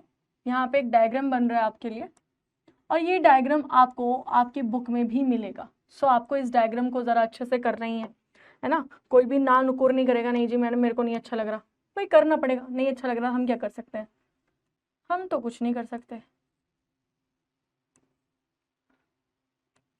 आपकी ना नुकुर से काम चल जाता तो बहुत सारी चीजें आपको नहीं पसंद बेटा करनी, सच बताऊं तो। और मुझे पता है, ये आपको पता हो या ना पता हो, मुझे पता है कि आपको बहुत सारी चीजें नहीं करना पसंद, और ठीक है यार, नहीं पसंद तो नहीं, नहीं पसंद, क्या कर सकते हैं, ठीक है। मैं तो इसी तरीके से इस डायग्राम को बनाती हूँ। कहाँ चले गए हम लोग, इधर आओ पहले, इधर आओ। ये जब आप आर्टरीज और वेन करते हो, तो जैसे कि आपको ना पता होना चाहिए, हर जगह हर दुनिया में एक्सेप्शंस भरे हुए हैं। क्या भरे हुए हैं, एक्सेप्शंस भरे हुए हैं। सो क्या मैम सारी आर्टरीज ऑक्सीजनेटेड ब्लड ले जाती हैं? The answer is no. Exceptions बता रही हूँ, ठीक है। एक्सेप्शंस। सारी आर्टरीज ऑक्सीजनेटेड ब्लड नहीं ले जाएंगी। एक ऐसी आर्टरी जो कहती है लाओ भाई लाओ मुझे डीऑक्सीजनेटेड ब्लड दे दो, और वो आर्टरी जो एक्सेप्शनल होगी वो हमेशा लंग से जाके जुड़ेगी। वो आर्टरी, मैं क्या कह रही हूँ ध्यान से सुनेंगे, वो आर्टरी जो एक्सेप्शनली काम करती है, एक्सेप्शनली मतलब जो सारी कर रही है वो नहीं करेंगी, सारी ऑक्सीजनेटेड ले जा रही है तो वो ऑक्सीजनेटेड नहीं ले जाएंगी ब्लड को, वो डीऑक्सीजनेटेड ले जाएंगी। For example I am the exceptional case, so मैं डीऑक्सीजनेटेड ब्लड ले जाऊंगी, और बिकॉज आई एम डीऑक्सीजनेटेड तो मेरा एक और काम है कि मैं लंग से जाके जुड़ जाऊं, मैं लंग से जाके जुड़ जाऊं। क्योंकि मैं लंग से जुड़ी हूं तो मेरे आगे वर्ड लगाओ पल्मोनरी, मेरे आगे वर्ड लगाओ पल्मोनरी। क्यों? क्योंकि लंग्स के लिए हम प्लूरल मेम्ब्रेन और उधर वो आप डिटेल में, लंग्स के लिए हम पल्मोनरी वर्ड यूज करते हैं, बस इतना समझ लो। और pulmonary artery is an exceptional case which will carry which blood, which will carry deoxygenated blood, deoxygenated blood. Similarly when I'll talk about veins, तो यहां पे आएगी एक pulmonary वेन जो कहती है मैं भी लंग से जाके अटैच हो जाऊंगी और मुझे क्या करना है, मुझे ऑक्सीजनेटेड ब्लड कैरी करना है, मुझे ऑक्सीजनेटेड ब्लड कैरी करना है। अब आ जाते हैं, चलो चेंबर हार्ट के आप इस तरीके से देख पा रहे होगे, ये वाला साइड लेफ्ट हैंड साइड, ये वाला साइड राइट हैंड साइड, ठीक है। सो यहां लिख दू लेफ्ट, सो ये है लेफ्ट ऑरिकल, ये है राइट ऑरिकल, ये है लेफ्ट वेंट्रिकल, ये है राइट वेंट्रिकल। बात समझ आ गई? अब ये है आपके प्यारे प्यारे खूबसूरत से लंग्स, फेफड़े, ठीक है। ये है आपका टिश्यूज, ठीक है। और जरा यहां पे इसको कंप्लीट करें डायग्राम को।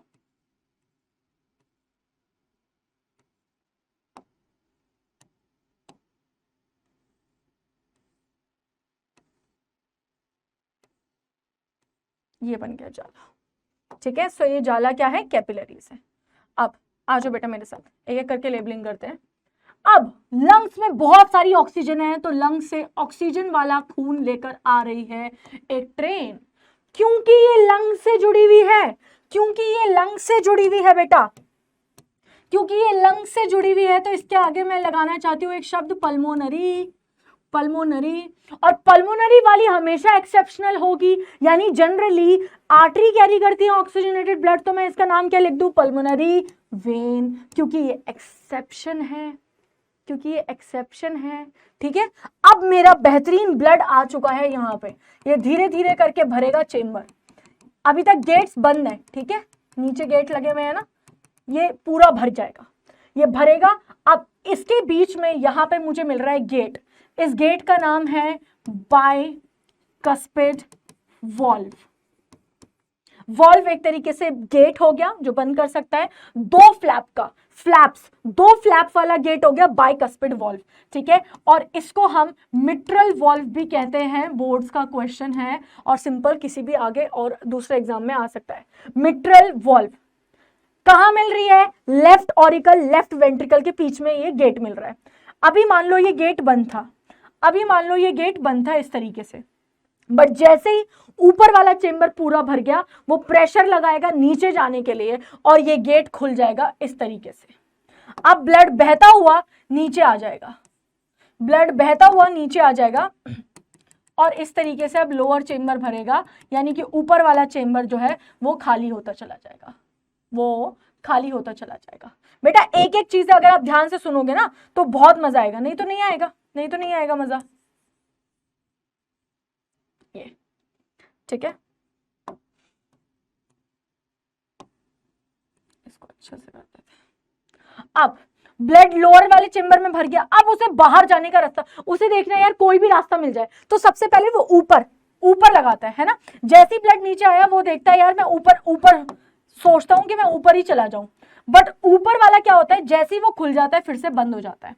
जैसे ही ब्लड नीचे आ गया था ऊपर वाली वॉल्व फिर से बंद हो गई, तो अब अगर ये ऊपर धक्का देगा तो क्या ब्लड ऊपर जाएगा, नो। वॉल्व का तो काम ही है बैक फ्लो को रोकना, तो रोक दिया बैक फ्लो। अब इसके पास एक खाली जगह दिख रही है इधर, ये जो खाली जगह आपको दिख रही है ये एक ब्लड वेसल है और ये ऑक्सीजनेटेड ब्लड ले जाने वाली ब्लड वेसल है, इसीलिए ये एक ऑक्सीजनेटेड ले जाने वाली ब्लड वेसल है, इसीलिए इस ब्लड वेसल को हम आर्टरी कह देते हैं।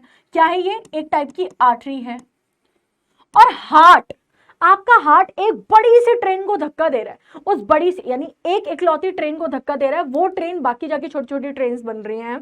तो ये जो ट्रेन है, ये जो ट्रेन हार्ट ने धक्का दिया है, इस ट्रेन का नाम है अयोटा, यानी कि इसको मैं बोल सकती हूं लार्जेस्ट आर्टरी, लार्जेस्ट आर्टरी, क्योंकि सबसे इकलौती ट्रेन है जो हार्ट से अटैच है, जो ऑक्सीजनेटेड ब्लड। अब ये बाकी की आर्टरीज हैं, है ना, ये छोटी छोटी आर्टरीज में टूट चुकी हैं। और ये छोटी छोटी आर्टरीज कहाँ जाएंगी? कहाँ जाएंगी? अलग अलग सेल के पास, टिश्यूज के पास। तो मान लो एक टिश्यू ये रहा, है ना, मान लो एक यहाँ पे टिश्यू है, यहाँ पे टिश्यू है, बट मैं आपको एक टिश्यू दिखा रही हूँ, एक टिश्यू दिखा रही हूँ, एक टिश्यू दिखा रही हूँ यहाँ पे। तो क्योंकि ये आर्टरी है, अंदर जाएगी, ये है आर्टरी, अंदर जाके आर्टीरियोल में टूट रही है ना। अगर मैं आर्टीरियोल ना भी लिखूं यार, आपको तो समझ आ रहा है ये जाला क्या है, ये जाला क्या है, इधर देखो, ये जाला क्या है? कैपिलरीज का जाला है। क्या है? कैपिलरीज। और यहां से ऑक्सीजन चला जाएगा, यहां से कार्बन डाइऑक्साइड आ जाएगी। अब CO2 वाला ब्लड के लिए एक ट्रेन जाएगी, है ना, ट्रेन जाएगी। सो ये बहुत सारी ट्रेन्स होती हैं, यहां से आएगी, यहां से आएगी, यहां से आएगी, बहुत सारी छोटी छोटी ट्रेन्स निकलती हैं अलग अलग सेल से, अलग अलग टिश्यू से। एक टिश्यू ने दिया अपनी ट्रेन, तो बहुत सारे टिश्यू, अभी इतने सारे तो नहीं जा सकते हार्ट से, हार्ट से तो कोई एक ही अटैच होगा, तो एक निकल गई है। तो ये सारे वेन्स, ये एक वेन थी, ये एक वेन थी, ये एक वेन थी, ये एक मेन वेन से जुड़ गए। इस मेन वेन का नाम है, इस मेन वेन का नाम है वीना कावा, वीना कावा। अब हमने कहा कि यार ये वेन जो है ना, मामला बड़ा गंभीर हो रहा है। क्यों? क्योंकि ये जो वेन है ये नीचे से ऊपर आ रही है। तो जब ये नीचे से ऊपर आ रही है तो यार बैक फ्लो के चांसेस बहुत है, बैक फ्लो के चांसेस बहुत है, क्योंकि अगेंस्ट द ग्रेविटी जा रही है। अगर अगेंस्ट द ग्रेविटी जा रही है तो सबसे पहले ढक्कन लगा दो, लगाओ, सबसे पहले ढक्कन लगाओ, ये लगा दिए, ये जगह जगह पे वॉल्व लगा दी। आपने कहा यार फिर भी रिस्क वाली बात है, यार आपने कहा फिर भी रिस्क वाली बात है, हम रिस्क नहीं लेना चाहते। तो हमने कहा कोई दिक्कत नहीं है, जितने भी ऑर्गन हार्ट के नीचे वाले हैं वो एक वेन से आ जाएंगे, और हार्ट के ऊपर वाले ऑर्गन जो हैं वो एक अलग वेन से। यानी हम सिर्फ वेन्स को चांस दे सकते हैं कि वो दो जा सकती है, अदरवाइज कोई भी ट्रेन जो हार्ट के अंदर एंट्री लेगी वो एक ही हो सकती है। जैसे यहाँ अयोटा है तो यहाँ पे एक ही वेन होनी चाहिए थी, एक ही वीना कावा होनी चाहिए थी, है ना। तो लेकिन यहाँ पे हमने हार्ट को वो दे दिया कि यार चल ठीक है तो दो ले ले, एक हार्ट के नीचे से जो ब्लड ला रही होगी डीऑक्सीजनेटेड, एक हार्ट के ऊपर से जो डीऑक्सीजनेटेड ला रही होगी। सो हार्ट के ऊपर जितने ऑर्गन, जितने सेल्स, वहां से जो ला रही होगी वीना कावा, ये रही, वो कहाँ है वो, ये रही, ये रही, एक ये वीना कावा है। तो आप कहोगे मैम दोनों वीना कावा है, हमें नाम दो। तो बेटा आगे वाली वीना कावा, इसको बोलते हैं सुपीरियर वीना कावा, या फिर इसे क्या बोल सकते हैं, एंटीरियर, क्योंकि ये आगे है, आगे का मतलब एंटीरियर। और नीचे वाली को क्या बोल देंगे, इसका उल्टा, सुपीरियर का क्या हो जाएगा, इंफीरियर, एंटीरियर का उल्टा क्या हो जाएगा, पोस्टीरियर, पोस्टीरियर।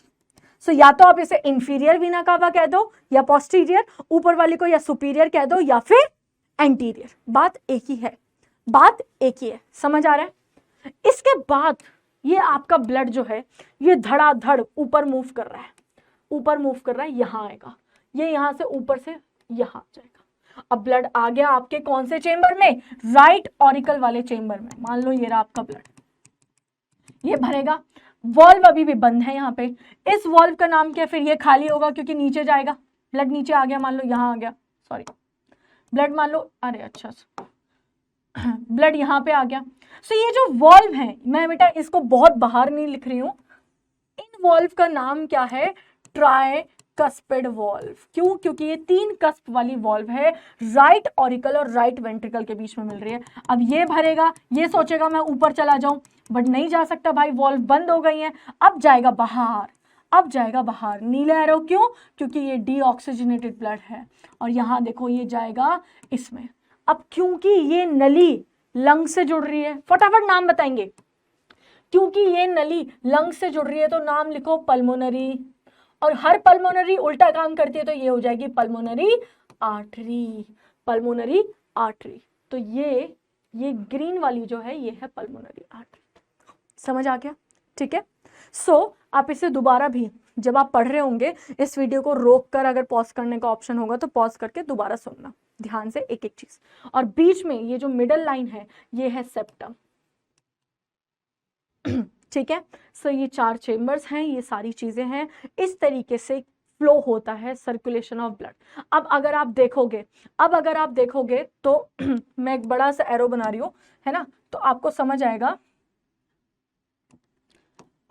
आएगा इस तरफ अलग चल रहा है, इस तरफ अलग चल रहा है मामला। यस और नो? यस और नो? तो क्योंकि हार्ट में ब्लड 2 बार जा रहा है 4 चेम्बर से, तो इसीलिए हमारे अंदर कंप्लीट डबल सर्कुलेशन है। कंप्लीट क्यों? क्योंकि मिक्सिंग ऑफ ब्लड नहीं हो रहा है। और कहीं पे भी मिक्सिंग बचाने के लिए हमारे पास क्या क्या है? वॉल्व है। अच्छा भाई साहब, यार यहाँ पे भी तो पीछे आ सकती है ब्लड, मैंने आपको बताया था यहाँ पे भी तो पीछे आ सकता है वेंट्रिकल्स में, यहाँ पे। तो यहाँ पे वॉल्व प्रेजेंट होना जरूरी है, बिल्कुल जरूरी है। तो इनका भी नाम दे दो। इन वॉल्व का नाम है, आधे चांद जैसी वॉल्व होती हैं ये, आधे चांद जैसी, तो इसीलिए इनका नाम पड़ गया सेमी ल्यूनार वॉल्व। ठीक है। ये भी है क्या? ये वाली वॉल्व क्या है? Semi lunar valve. बात समझ आ गई? सेमी ल्यूनार वॉल्व, सेमी मतलब आधा, ल्यूनार मतलब चांद, आधे चांद की तरह दिखने वाली वॉल्व है सेमी ल्यूनार वॉल्व। आ जाओ, अब जो डायग्राम मैंने आपको समझाया था इतना सीधा सच्चा करके, उस डायग्राम की असलियत ये है, आपका हार्ट ऐसा दिखता है। डरो मत, डरो मत, अब आप रिलेट कर पाओगे। ठीक है। सो देखो जरा, कहां से शुरू करते हैं? Pulmonary artery. ठीक है। पल्मोनरी आर्टरी ना 2-3 होती हैं, आपको डरने वाली बात नहीं। अच्छा सॉरी, पल्मोनरी वेन गंगे, थोड़ा पीछे से देखते हैं। ओके, पल्मोनरी वेन ये रही। ठीक है। इधर वाली आप अभी भूल सकते हो, है ना, इसको आप भूल जाओ। अभी आप ये समझो, यहां से ब्लड आ रहा है, विच कलर टू चूज? ये ब्लड आया, ये ब्लड आया। ठीक है। पल्मोनरी वेन से ऑक्सीजनेटेड ब्लड आ गया। बहुत सारे यार हो जाएंगे, कोई दूसरा कलर, इस पे क्या लूं? येलो दिखेगा, ग्रीन, चलो देखते हैं। यहां से आ रहा है ब्लड, आ गया, पल्मोनरी वेन से आया था। ये कहाँ ज्वाइन हो रही होगी पल्मोनरी वेन? कहीं ना कहीं ये लंग्स से ज्वाइन हो रही होगी, है ना, लंग से आ रही होगी ये ऑक्सीजनेटेड ब्लड। अब ये क्या है? देखो क्या है ये? Mitral valve. ये क्या है? Left atrium. मिट्रल वॉल्व के थ्रू ब्लड नीचे जाएगा, आएगा कहां पे? लेफ्ट वेंट्रिकल में। कहां पे? लेफ्ट वेंट्रिकल में। और लेफ्ट वेंट्रिकल से ब्लड, एक्चुअली में मैंने आपको इधर निकाल के पाइप दिखाया था, वो एक्चुअली में क्या होता है, वो पाइप मुड़ा हुआ होता है। तो वो जो पाइप मैंने बाहर दिखाया था वो आपके शरीर में ऐसे मुड़ा हुआ है, यानी हार्ट के अंदर ऐसे मुड़ा हुआ है। तो उस पाइप को ऐसे हार्ट के अंदर मोड़ दिया है। कैसे दिखाऊं? कोई और पेज है? यहां देखो। ठीक है। सो मैंने आपको मान लो यहां से दिखाया था, ठीक है, यहां से ऐसे हाथ पैर बना के दिखाए थे। तो आपको क्या समझना है बेटा? आपको ये समझना है, मान लो ब्लड यहां से आया, यहां से आया। सो ये जो है, अब ब्लड जो है वो बाहर बीच में ऐसे जा रास्ता है। ठीक है। सो मैं आपको बना के भी दिखाऊंगी, एक बार डायग्राम बना के भी दिखाऊंगी। अभी आप देखो, सो ब्लड जाएगा आयोटा में, है ना। सो आपकी आयोटा एक्चुअली में ये दिख रही है, ये है आयोटा, ये तो ये मुड़ी हुई होती है। क्योंकि इसे सिंप्लीफाई करना था तो मैंने आपको क्या करा, मैंने वो वाला डायग्राम दिखाया आपको, ताकि बाहर निकल रही है। तो बाहर निकल रही है यानी कि बॉडी के अंदर ही, मतलब इस हार्ट के अंदर ही है। तो ये हो गया आयोटा। आयोटा में ब्लड जाएगा, ये क्या है? ये डिफरेंट आर्टरीज हैं, ये देखो अलग अलग जगह जाएंगी। ओके। अब ये तो थी ऑक्सीजनेटेड वाली सर्कुलेशन। आपको ये आयोटिक वॉल्व जो दी है ना, ये सेमी ल्यूनार वॉल्व ही है, सेमी ल्यूनार वॉल्व। ये सेमी ल्यूनार वॉल्व, इधर आ जाओ ना, ये देखो, ये जो सेमी ल्यूनार वॉल्व है, क्योंकि ये आयोटा के अंदर है तो इसे आयोटिक वॉल्व भी कहते हैं, इसी को आयोटिक वॉल्व भी कह दिया। तो डरो मत, नए शब्दों से डरा मत करो, सिंपल है। अब इधर से सुपीरियर वीना कावा ब्लड ला रही होगी और नीचे से इंफीरियर वीना कावा ला रही है ब्लड, इधर से ये ला रही है। अब ये कौन से चेंबर में जाएंगी? ये जाएंगी आपकी सबसे पहले राइट आर्टरियम में, पहुंच गई राइट आर्ट्रियम में पहुंच गई। राइट आर्ट्रियम के बाद कहां जाएंगी, लेफ्ट आर्ट्रियम में, सॉरी राइट वेंट्रिकल में, राइट वेंट्रिकल में। और वॉल्व कौन सी प्रेजेंट है, ट्राइकस्पिड वॉल्व। ठीक है, अब इसके बाद भी वो जो नली मैंने बाहर निकाली थी वो एक्चुअली में हार्ट के अंदर पीछे से जाती है, तो वो नली क्या थी, ये पल्मोनरी, ये पल्मोनरी आर्टरी। तो ये कहाँ है, पल्मोनरी आर्टरी भी कहाँ जुड़ रही होगी, लंग्स में जुड़ रही होगी। सो ये है आपकी पूरी की पूरी एक्सप्लेनेशन। और ये बीच में जो दे रखा है, दीवार दे रखी है, ये है सेप्टम। ठीक है, ये है सेप्टम। समझ आया। सो थोड़ा सा मैं कोशिश कर रही हूं आपको समझाने की, है ना। आ जाओ।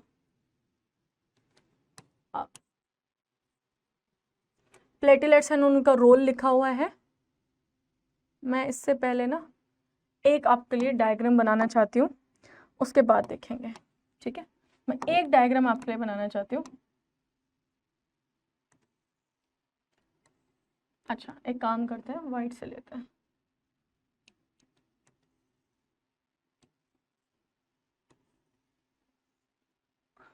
थोड़ा लेफ्ट की तरफ टिल्टेड होता है आपका हार्ट। ठीक है,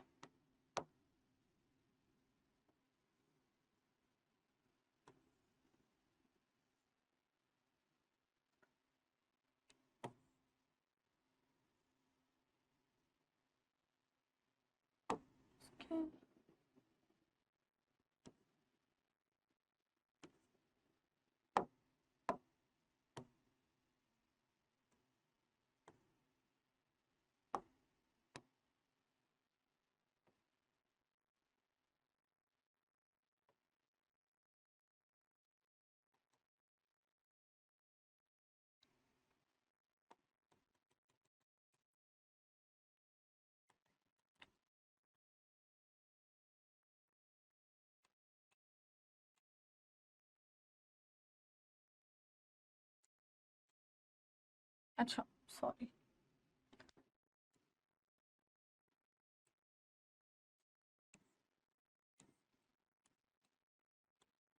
ठीक है, ये ऊपर वाला थोड़ा सा इधर पे कर गया है।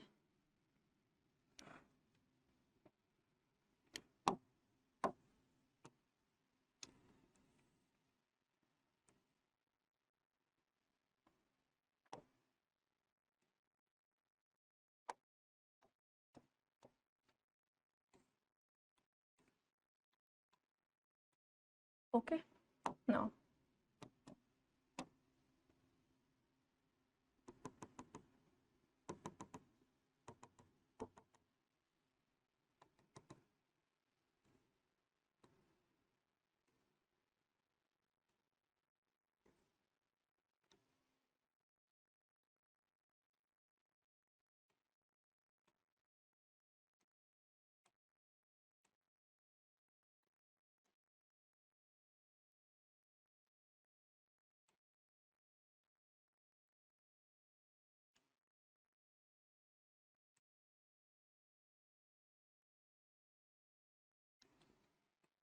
थोड़ा सा मुझे देखने में दिक्कत हो रही है एक्चुअली।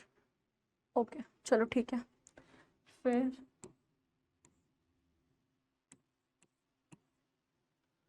ठीक है।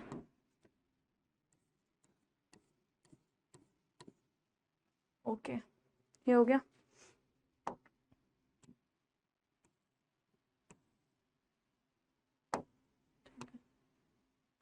ज्वाइन कर देते हैं इधर ऐसे करके, इसको यहाँ ज्वाइन करना है हमें, ये ऐसे करके।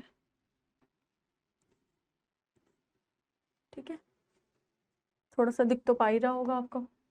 और फिर वॉल्स को थोड़ा अच्छे से बना देते हैं।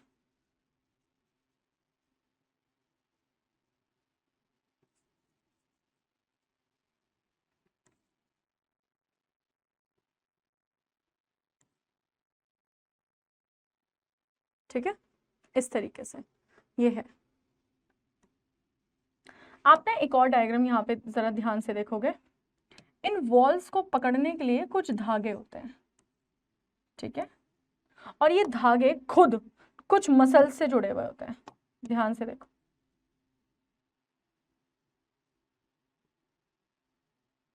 ये यहाँ ये मसल्स थोड़ी ज्यादा होती है, मोटी, लेफ्ट ऑरिकल में क्योंकि बहुत ज्यादा ब्लड उसे बाहर भेजना है ना, ऑरिकल्स में भेजना है, इसीलिए यहाँ पे सारी चीजें जो हैं वो थोड़ी ज्यादा होती हैं। यानी कि लेफ्ट ऑरिकल कह रही हूँ, लेफ्ट वेंट्रिकल में दीवारें भी मोटी होती हैं, ठीक है, और इस तरीके से आप समझ लो। अभी सिर्फ धागे, मैं नहीं बता रही इनका नंबर क्या है, कुछ नहीं, अभी नहीं पढ़ना, सिर्फ धागे बता दिए मैंने आपको, ठीक है। सो अब अगर आप लेबलिंग करें तो कर पाएंगे, तो ये मान लो है, ये क्या है, पल्मोनरी वेन, ठीक है, ये क्या है, लेफ्ट ऑरिकल, ये क्या है, मिट्रल वॉल्व, ठीक है। उसके बाद ये क्या है, लेफ्ट वेंट्रिकल, ये क्या है, अब लेफ्ट वेंट्रिकल से ब्लड कहाँ जाएगा, ब्लड को देखते हैं जरा, ब्लड को देखते हैं, ये ऑक्सीजनेटेड ब्लड आ रहा है, आया, अब ये जाएगा ऐसे ऐसे और ऐसे, देख पा रहे हो, now can you see the flow, so this is the flow बेटा, this is the flow, and this flow is actually, ये क्या है, ये फिर क्या हो गई, ये हो गई मेरी आयोटा, ठीक है, यहीं पे कहीं पे क्या होगी, आयोटा के बीच में यहीं पे कहीं क्या होगी, यहाँ पे ये वॉल्व होगी, इस वॉल्व का नाम क्या होगा, आयोटिक वॉल्व,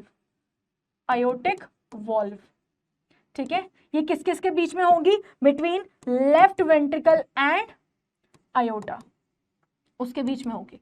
मिट्रल वॉल्व किस किस के बीच में है, left auricle and left ventricle के बीच में है, ठीक है। आयोटिक वॉल्व को और क्या कहते हो, सेमील्यूनार वॉल्व, क्या कहते हो, सेमील्यूनार वॉल्व, ठीक है। फिर उसके बाद ये क्या है, ये है सुपीरियर वीना कावा, ये क्या है, इंफीरियर वीना कावा, दोनों से ब्लड आ रहा है, ला रहे हैं हम, लाओ ग्रीन कलर का ब्लड लाते हैं, ये आ गया।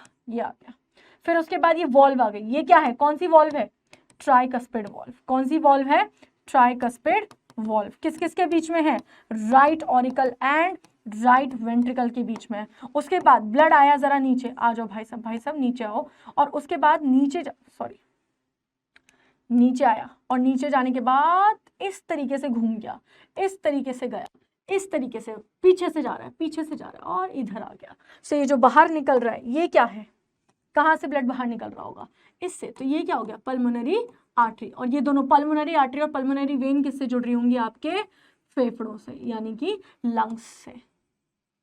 समझ आ गया। तो ये था पूरा का पूरा आपका हार्ट। और एक और चीज मैं आपको समझा दूं कि ये जो है ना बेटा, ध्यान से देखेंगे, ये जो मैंने आपको मोटी मोटी दीवारें बनाई है ना, इन दीवारों को बोलते हैं पेपिलरी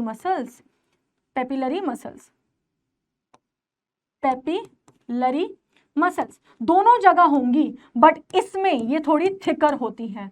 क्यों? क्योंकि इसे सबसे ज्यादा बड़ा काम करना है, पूरे आयोटा में ऑक्सीजनेटेड ब्लड फेंक के मारना है, तो ज्यादा ताकत लगेगी ना।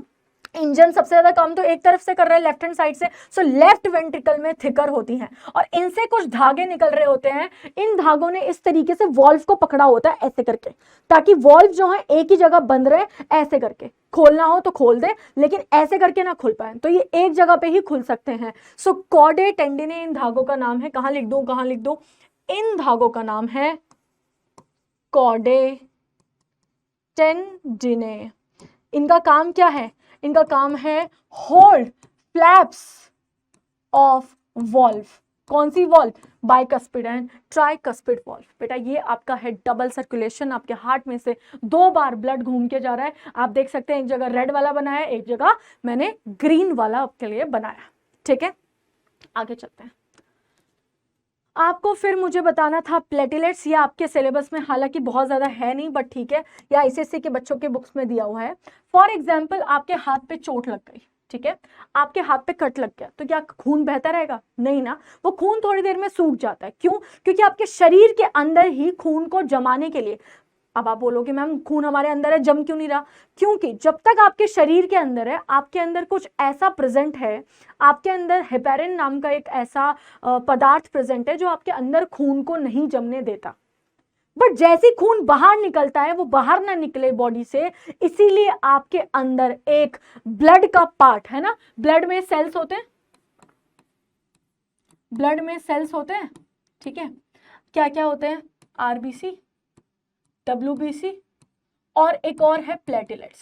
सो ये जो तीसरा नाम का सेल है प्लेटलेट्स, ये हेल्प करता है कहाँ, किस चीज में, ब्लड क्लॉटिंग में। एक और ब्लड में ये तो सेल्स है, और दूसरी क्या चीज होती है, प्लाज्मा, ब्लड का लिक्विड। तो प्लेटलेट्स और प्लाज्मा मिलकर हेल्प करते हैं ब्लड क्लॉटिंग में। डिटेल्ड फैक्टर्स अगर आपको पढ़ने हैं तो बिल्कुल आप डाउट सेशंस ज्वाइन कर सकते हैं, बाकी क्लासेस ज्वाइन कर सकते हैं, बट क्योंकि मैं बिल्कुल एनसीईआरटी बेस्ड पढ़ा रही हूँ, सो इसीलिए आपकी बुक में बहुत ज़्यादा नहीं लिखा, वहाँ सिर्फ ये लिखा है प्लेटलेट्स हेल्प करते हैं ब्लड क्लॉटिंग में, तो मैं उसी के रिगार्डिंग बता रही हूँ।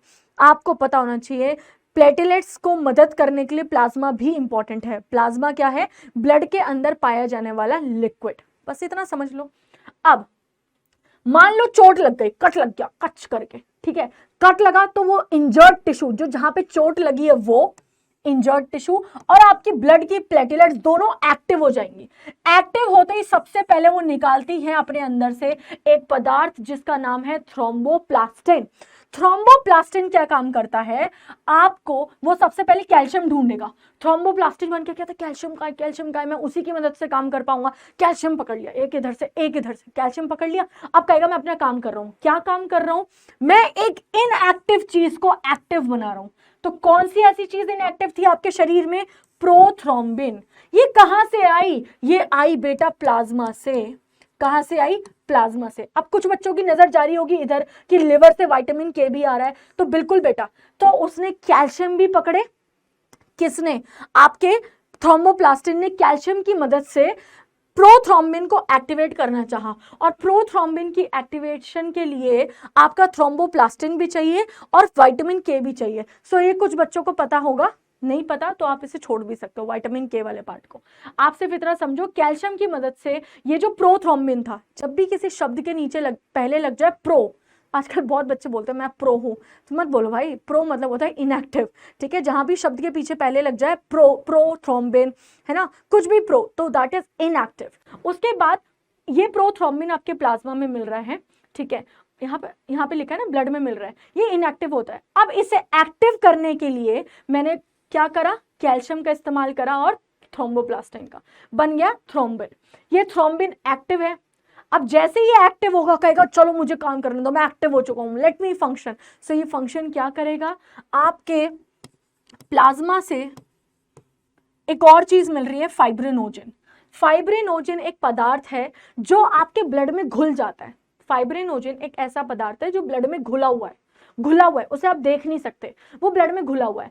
अब अगर मैं किसी घुली हुई चीज को जाले जैसा बिना घुला हुआ बना दूं, यानी फिब्रिनोजन जो कि सॉल्युबल था, मैंने उसे धागे बना दिया, ठीक है, धागे जैसा, इन सबको भूल जाओ, अभी इन सबको भूल जाओ, मैंने उसे धागे जैसा बना दिया, फाइब्रिन बना दिया, जो कि इनसॉल्युबल है, यानी मैंने उसे कुछ इस तरीके से जाला बना दिया।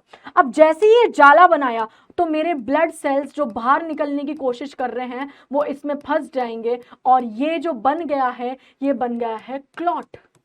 जैसे जैसे हवा इसमें लगती रहेगी और ज्यादा ये क्लॉट हार्ड होता रहेगा, ठीक है, मैं क्या कह रही हूँ, जैसे जैसे एयर लगती रहेगी ये क्लॉट और ज्यादा हार्ड होता रहेगा। सो इसे बोलते हैं ब्लड क्लॉटिंग, जो किसकी मदद से हो रही है, जो हो रही है प्लेटलेट्स की मदद से। So platelets plays a very important role in blood clotting. इसीलिए जब मलेरिया वगैरह हो जाता है तो वहाँ पे जब प्लेटलेट्स गिर जाते हैं, इसीलिए सब डर जाते हैं। क्यों, क्योंकि प्लेटलेट्स नहीं होंगे, और अगर किसी भी इंसान को इतना सा भी कट लग गया तो उस कट को रोकना, यानी खून के फ्लो को, बहाव को रोकना बहुत मुश्किल हो जाएगा, यानी बहुत सेंसिटिव हो जाएगा वो इंसान। अगर जरा सा भी कट लग गया तो खून बहता रहेगा, है ना, क्योंकि प्लेटलेट्स ही नहीं है। सो प्लेटलेट्स का नंबर डिक्रीज नहीं होना चाहिए। बात करते हैं लास्ट पार्ट की, लिम्फ क्या है, देखो जरा, ये मान लो आपकी ब्लड वेसल है, ठीक है, इसमें है आरबीसी यानी रेड ब्लड सेल, इसमें है डब्ल्यूबीसी, और इसमें है प्लाज्मा, है ना, गीला गीला पार्ट, और इसमें प्रोटीन, प्लाज्मा में प्रोटीन वगैरह घुले हुए होते हैं, ये सब, और हाँ प्लेटलेट्स भी हैं, बिल्कुल सही, प्लेटलेट्स भी हैं। अब क्या होता है, यहाँ मान लो बाहर कुछ सेल्स प्रेजेंट है, ये मान लो ये सेल्स हैं, बॉडी के ये सेल्स हैं। अब ये जो सेल्स हैं, अब होगा क्या, देखो, ये डब्ल्यूबीसी बाहर निकल कर आते हैं, ये मान लो ये रे WBC, और ब्लड WBC के साथ प्लाज्मा भी बाहर निकल आता है, ये रहा प्लाज्मा, लिक्विड है तो मैं ऐसे डॉट डॉट बना रही हूँ, और कुछ प्रोटीन भी निकल आते हैं, तो मैं अब इसको फैलाना शुरू कर रही हूँ इस तरीके से, ठीक है। सो अब ये जो प्रेजेंट हो गया ना, इसको बोलते हैं इंटरस्टिशियल फ्लूइड, जो टिश्यूज के बीच में प्रेजेंट होता है। क्या बोलूंगी मैं इसको? Interstitial fluid. क्या बोलूंगी? Interstitial fluid. अब ये क्या काम करेगा? इस इंटरस्टिशियल फ्लूइड में सारी सामान है।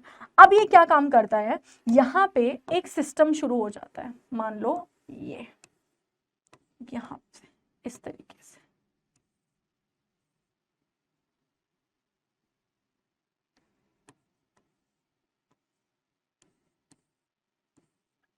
ठीक है, ये इस तरीके से, ये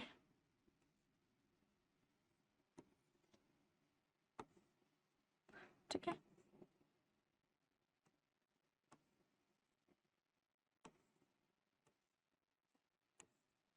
ये देख पा रहे हो? सो अब मान लो ये वापस ना गया, ये वापस नहीं गया, और इंस्टेड ये सारा सामान इसके अंदर चला गया एक अलग सिस्टम में, एक अलग सिस्टम में। ये जिस सिस्टम में गया है इसको बोलते हैं लिम्फेटिक सिस्टम।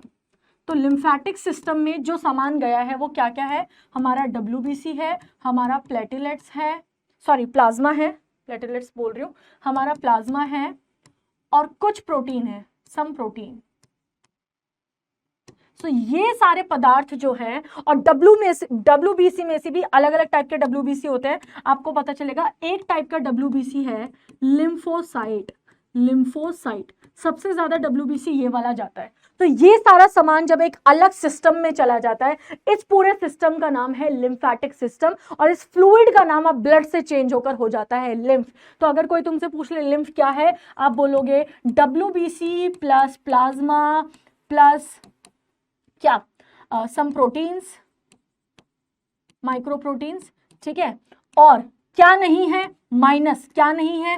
RBC नहीं है आपका, और क्या नहीं है? प्लेटलेट्स नहीं है, और सम प्रोटीन क्या है? प्लेटलेट्स,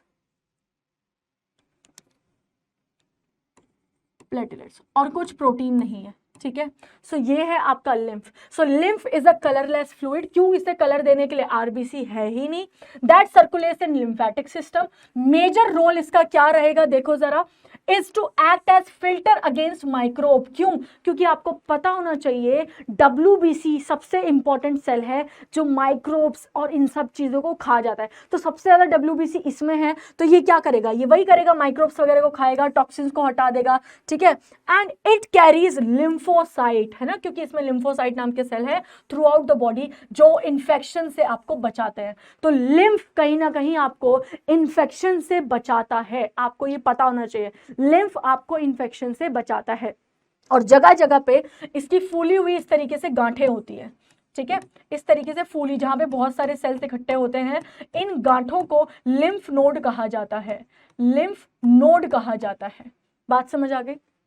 इतना ही समझना है, ये भी मैंने थोड़ा ज्यादा समझा दिया, बस आपको इतना पता होना चाहिए, ठीक है। सो ये है आपका lymph, and hereby, so here we are ending this session. और आज हमने काफ़ी कुछ सीख लिया, वैसे पूरा सिस्टम सीख लिया, सब कुछ सीख लिया।